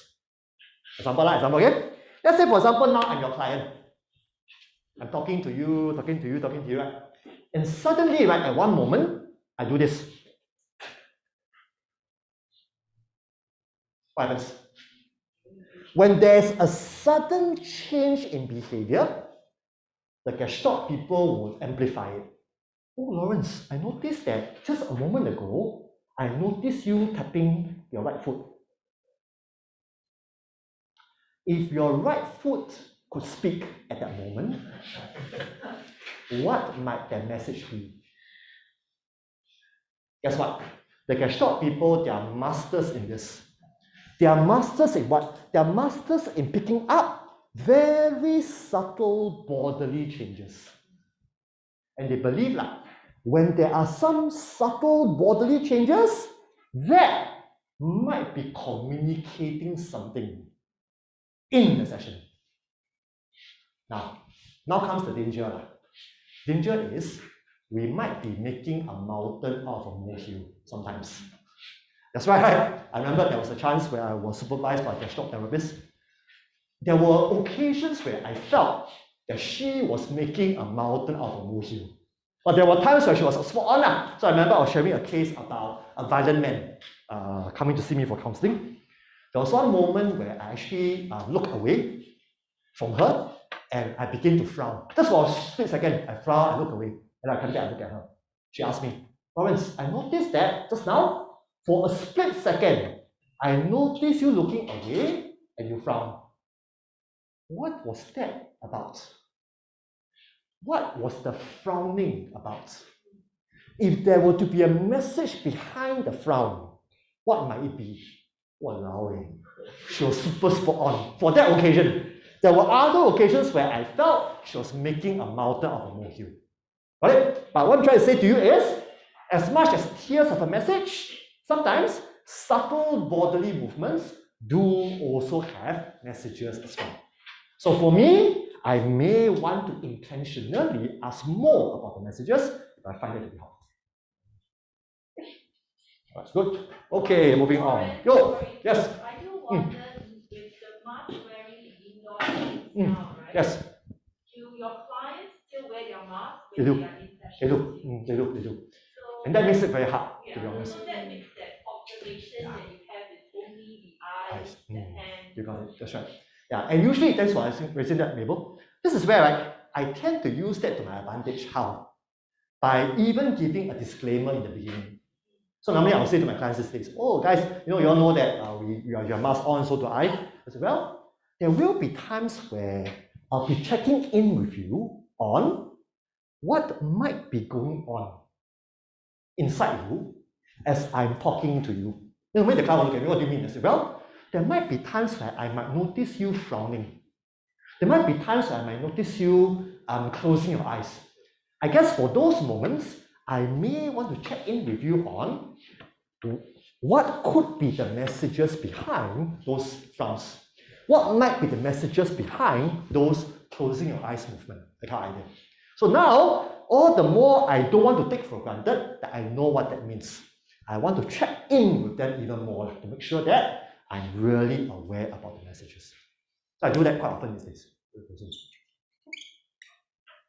Okay, quickly moving on. Let me go back to my... Okay, good, thank you. Nice. Okay, sorry, too fast. Okay, so that was O and L. Good, quickly moving on. Now we come to E. E stands for good eye contact. Very important, my friends. When you look at the word good, I want you to think of the word intermittent. Intermittent. Now, when was the last time you saw this word intermittent? Fasting. That's right, fasting. For those of us who have gone through our basic highway code in Singapore, you probably can remember, right? There was this concept called intermittent braking. You brake, release, isn't it? Same thing here. When we talk about good eye contact, we are really talking about looking at the client, look away, look at the client, look away, look at the client, and we look away. That's what we mean by intermittent eye contact. That's one. Number two. Now you notice, right, that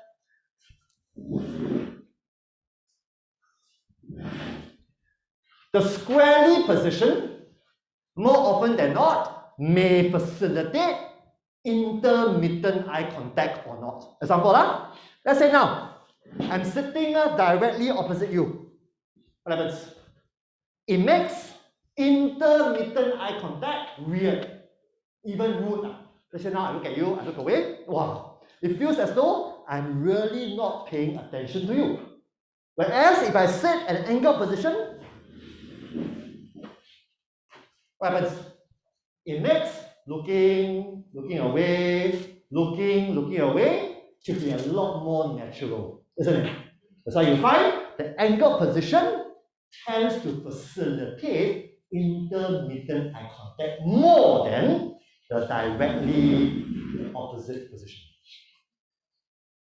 Third thing to remember, when you are looking away, what may you want to do?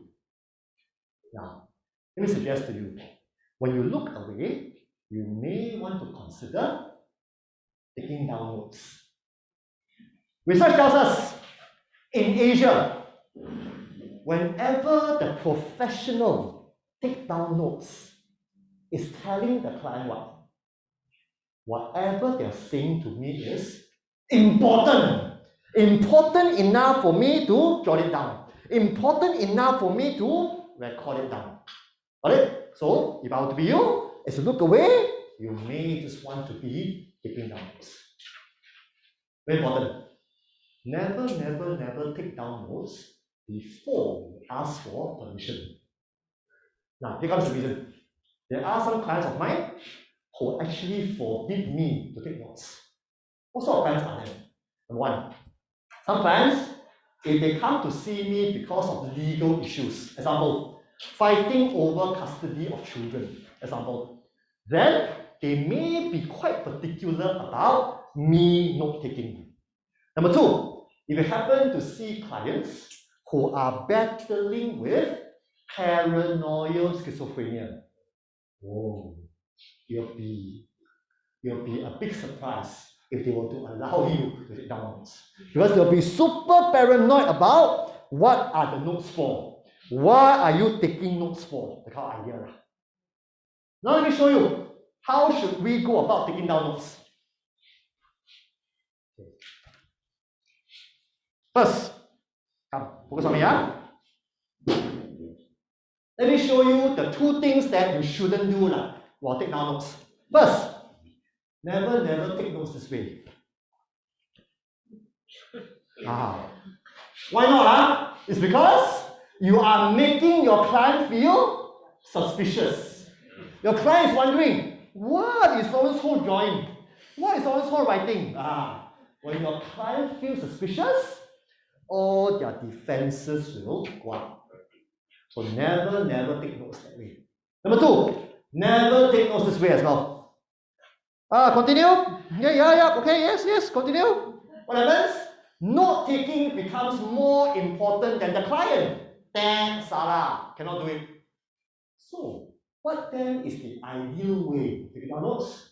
First, make sure you position your notepad at a position where your client can see. In other words, I want my client to know that whatever I'm writing down, he's more than able to see, so that he wouldn't feel suspicious at all. So this is where I'll put down notes at. So this intermittent eye contact. Got it? So there's something to remember whenever you are note taking in the session. Okay. Yes, go for it. Right, so if you are actually writing, then after that, since the book is right in front of the client, right? Since you have a table in front, wouldn't it be better for you after you're writing it? Good question. Yeah. Now, we tend to avoid having a table in front because it may actually pose a barrier between us and the client. So most of us, right, will end up doing this. We'll end up thanks. It's okay. We'll end up doing this, right? There's no table, but we are just balancing the notepad in this way. And we sit down usually. So for most of us, right, we'll actually invest in a good clipboard, so that the clipboard will become a good backing for us to be taking down the notes as a result. Okay. Okay, keep moving on. Now we get to, finally, the last alphabet, R. R stands for relax. Why is it important for counselors to be relaxed while doing the first 4 behavior? It's because when the counselor is relaxed, we are hoping and praying that the client will also be relaxed. And once clients becomes relaxed, we believe they will let us into their world more and more. When clients are tense, usually it will be very hard for them to let us into their world. That's why the ownership starts from us creating the right atmosphere so that the client can also become relaxed. Okay. Any questions for me about SOLER? My Zoomers? Okay. Over here? Okay, steady. Continue. Now let's talk about this particular slide. Could you switch way?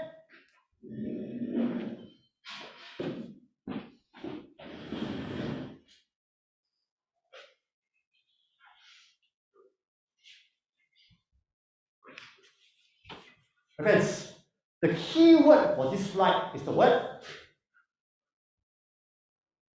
aware. So, very important.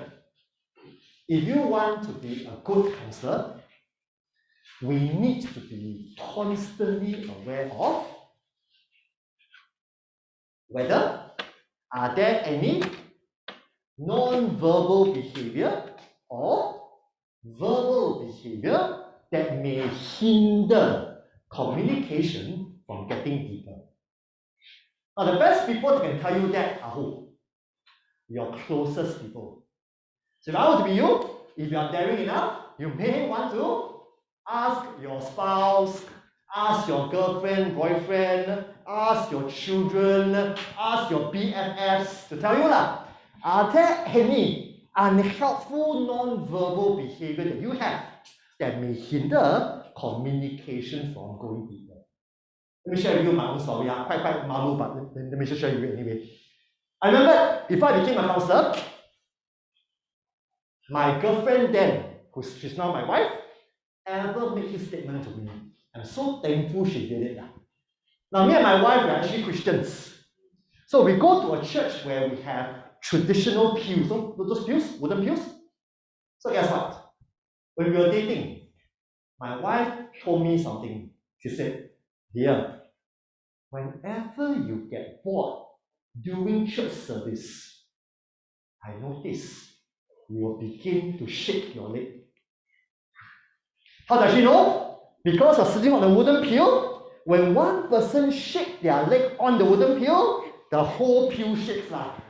So I remember, right, when she told me that, I got defensive. Where God? I said, well, let's observe lah. Let's observe. True enough, that following Sunday, I was in the church with my wife, sitting on the wooden pew.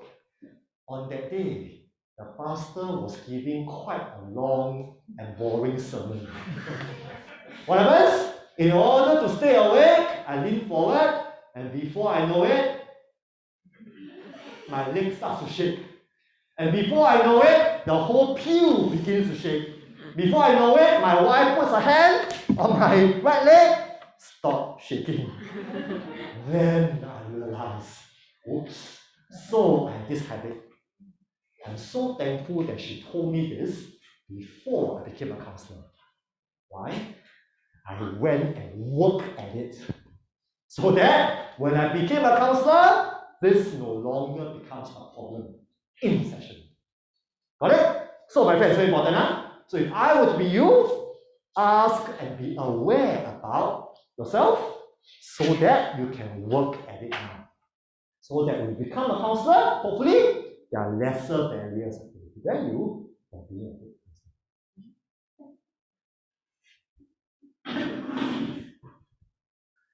Okay, any questions for me?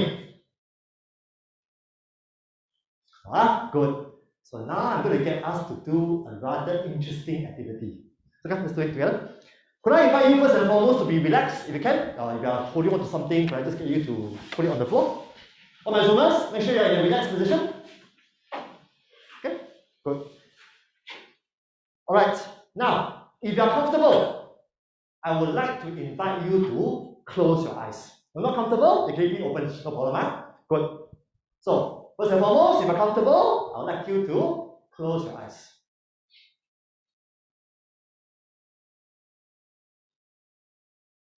I would like us all to take a deep breath in slowly.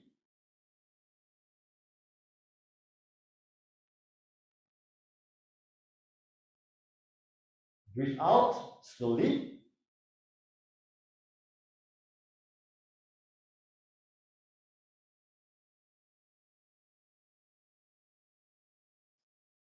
Breathe in slowly.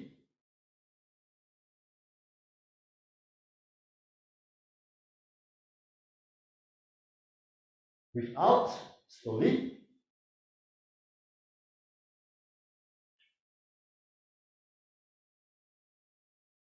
As you are becoming relaxed, I would like you to imagine you are now in paradise.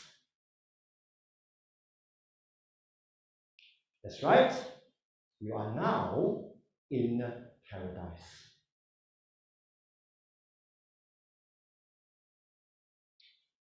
What might you be seeing in this paradise?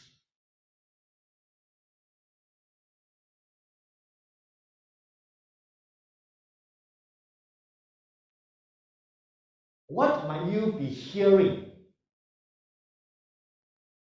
in this paradise?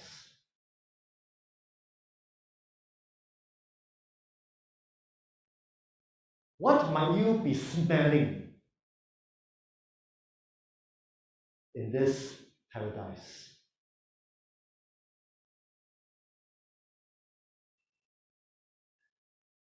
And what might you be tasting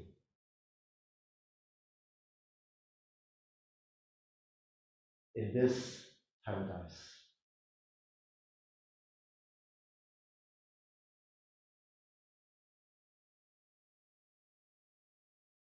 Make sure that your paradise picture is as concrete and specific as possible.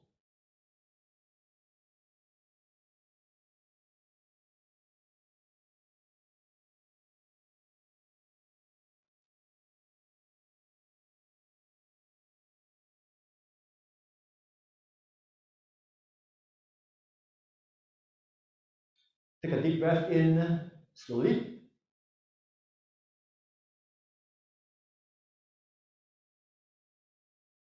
Breathe out slowly.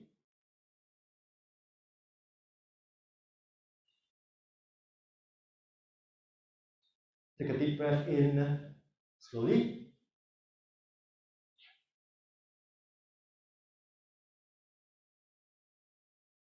Breathe out slowly.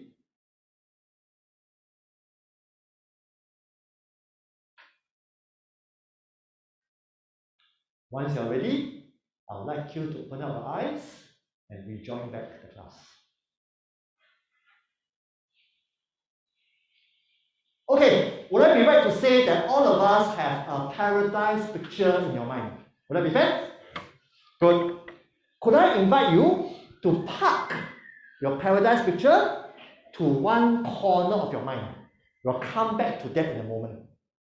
But for now, I would like to share with all of us our first song of this series. Now time together, I hope to share with you 3 songs. And we'll be learning different things from each of these 3 songs. So very important, in a moment, thank you. Okay. I'm going to pass out the song lyrics to all of you. I will also be playing the song, not singing to you, playing the song to you. Your job is only one. Your job is, as you read through the lyrics carefully, as you listen to the song carefully, try to figure out what is the songwriter's paradise picture like. Got it? We'll come back and talk about it, and then we'll do something else. So here we go. So Sylvia, help me to upload for that. Thank you. Here we go. Okay. That's all for me. Thank you. That's all for me. Thank you so much. Long enough. Enough. That's all for me. Thank you. That's all for me. Finally. Thank you. Okay. Next. Okay.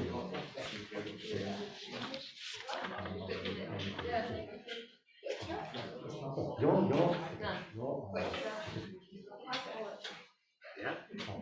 Done in your reset. Oh, do you have? Extras. Voilà.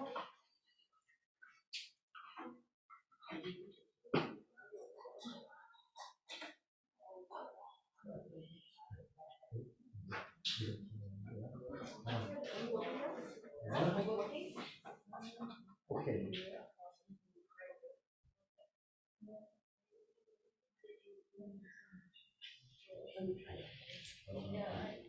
Voilà.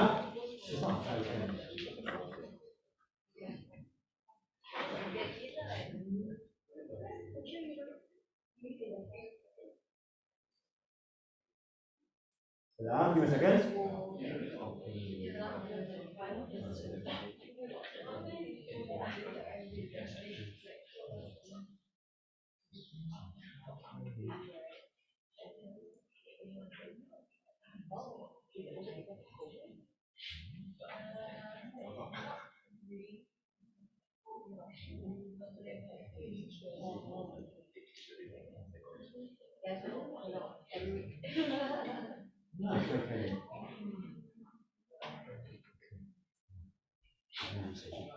Give me a second, okay? Technical issues. Come.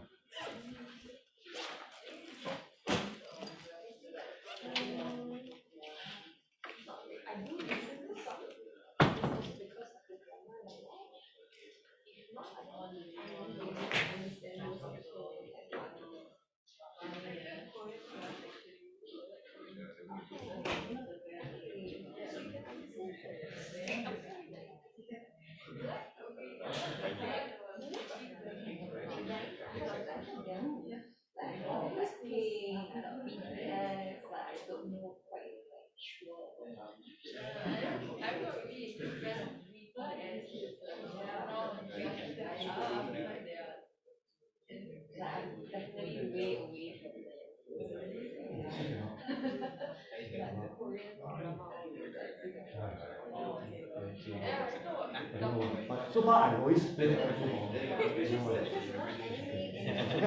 we do it. Okay. Okay.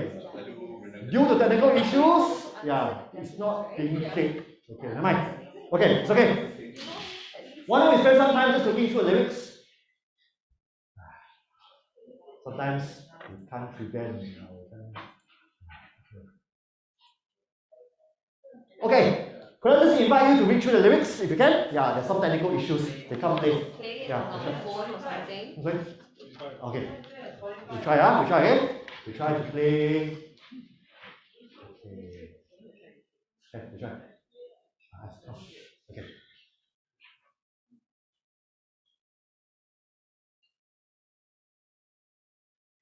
Because I didn't want the YouTube video to bias about the song. Yeah, there's a reason for it.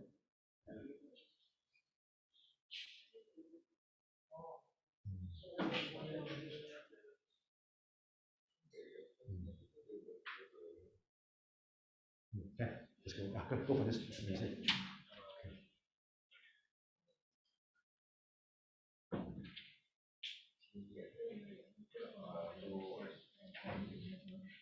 I have to share screen.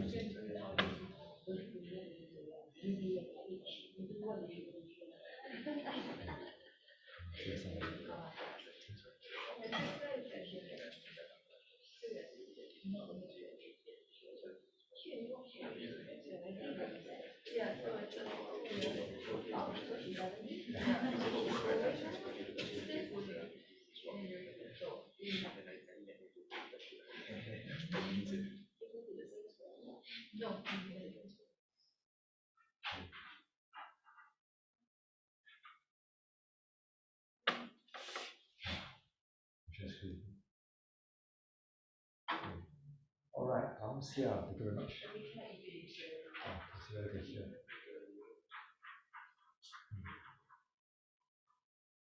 Here. That's all. Okay, password. Get a brief on the phone. Should be. Get a brief on phone. Oh, I think the TV. Let's try the TV. Yeah.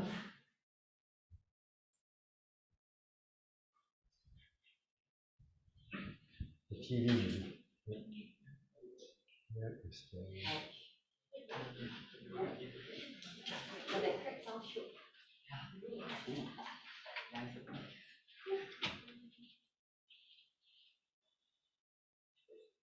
Okay, that's all. That's it.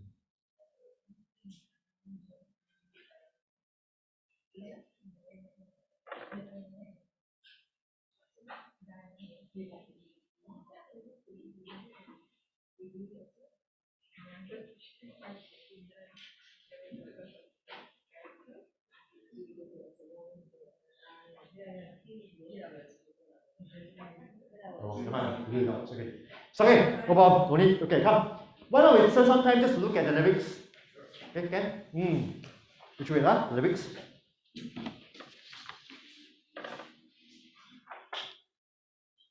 Which way?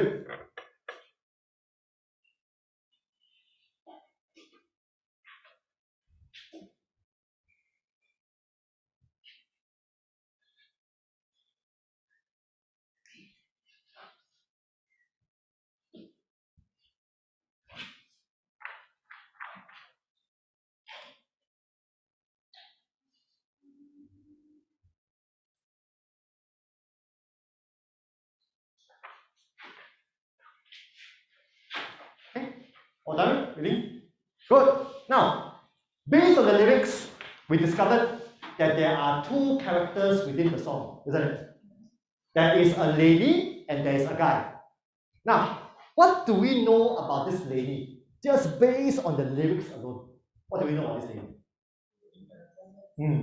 Now, we got to know that this lady, her basic needs are probably not met, isn't it? How do I know that? Well, more often than not, she's probably being moved from place to place. In other words, this lady might even be moving from shelter to shelter. So pretty basically, she might not even have a roof over her head. Number two, she probably don't even have proper shoes to wear. So you notice, right, that she has blisters on her feet and whatever not. So pretty basically, this lady is rather needy. This lady needs help more often than not. Now, what do we know about the guy?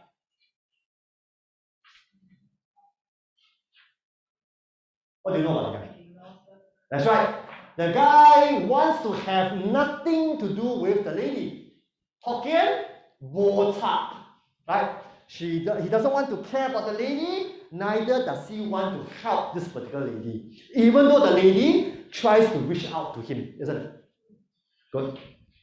Now that we come to know the two characters, what do you think is Phil Collins' paradise picture? The songwriter, Phil Collins. What do you think is his paradise picture?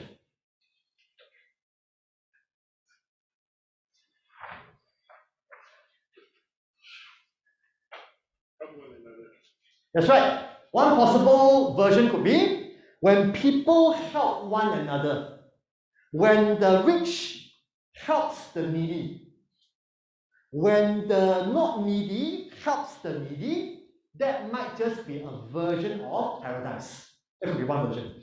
What else? What other versions might Phil Collins' paradise be?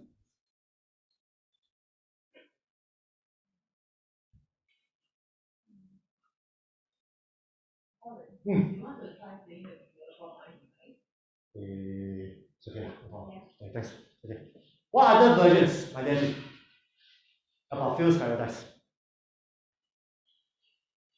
Now, if you look at the lyrics carefully, right, notice that whenever the chorus comes in, it's after what? It's after we got to know a bit more about the lady's plight, isn't it? So now comes, it could well be that if we are not suffering like the lady, that might already be paradise. In other words, if our basic needs are met, if you and I have roof over our head, if you and I have proper shoes to wear, if you and I have food on the table, if you and I have proper clothes to wear, guess what? That might already be paradise to you and I. You know what I mean? Okay.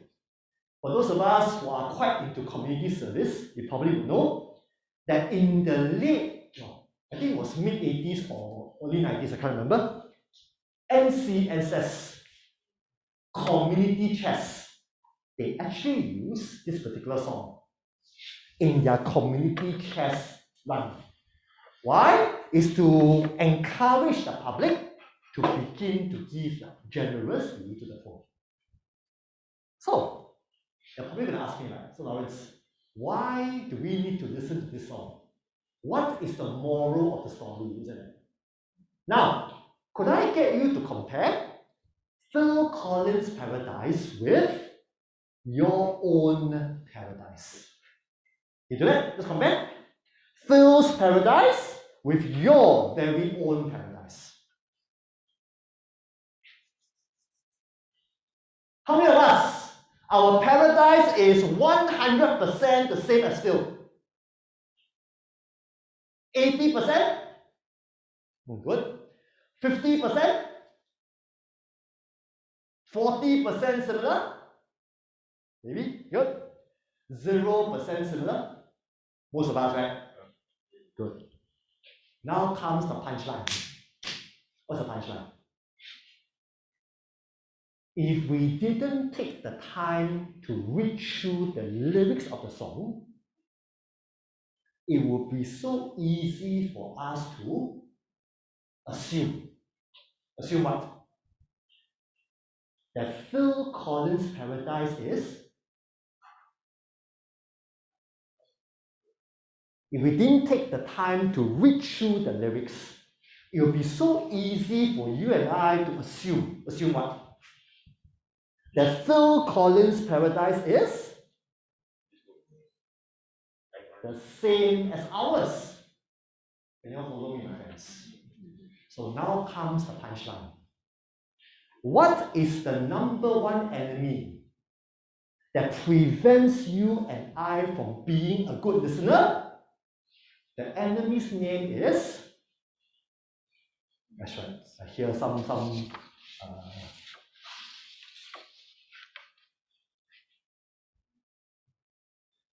this word called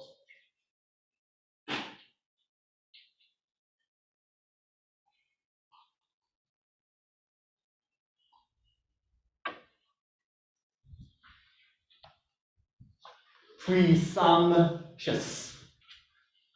What do I mean? My friends, when you become a counselor, you will discover that clients will use familiar words. Example, oh Lawrence, today I feel depressed. Oh Lawrence, today I feel anxious. Oh Lawrence, today I feel blue. Oh Lawrence, today I feel heavy. Oh Lawrence, today I feel overwhelmed. Guess what? The words may be familiar, the meaning can be different. So can you imagine if I were to jump the gun? Oh, depressed, I know what you mean. Oh, anxious, I know what you mean. Overwhelmed, I definitely know what you mean. Guess what? If I were to jump the gun to assume that I know, just because the word is familiar to me, I stop listening to my client. And you all follow me so far? So to put it even simply for you to remember is this. Many, many years ago, right, there was this particular t-shirt with the wordings. Same, but different. Remember that? Same, but different. Same thing here. Our clients may be using same words. Our clients may be using similar or familiar words. But the meaning behind familiar words can be so very different.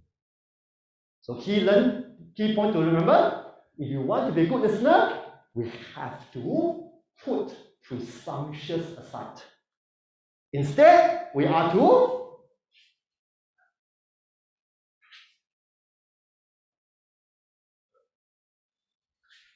be curious. Curious about what does the client means by that word. Curious about what is the client's experience when he or she tells us that particular word. We are to be curious about the client rather than assuming that we know what is it like to be in the client's shoes. Right? Now comes the bad news for you and me. What's the bad news? My friends, you probably will know. This enemy called presumptuous actually becomes stronger when we become more experienced in our field. So I say again, if you ask me, when I was a novice counselor, I tend to be able to defeat presumptuous easily.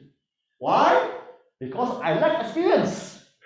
Every client to me was new. Every client to me was super duperly interesting. But after being in the field for the last 23 years, guess what? Depression, I know lah. Oh, anxiety, I know lah. OCD, I definitely know lah. Guess what? What happens? When I become more and more seasoned in the field, presumptuous becomes a friend rather than an enemy. Presumptuous becomes literally my BFF rather than an enemy which I need to keep far away from me. So put it very simply, no matter how novice you are, how seasoned you are as a counselor, we have to continually keep presumptuous at bay, so that we are always curious about wanting to know what is it like to be in our client's role, in our client's shoes. So far, can you follow me? Let me give you an example. My best friend, Mr. Lam, is very into DSM. What DSM?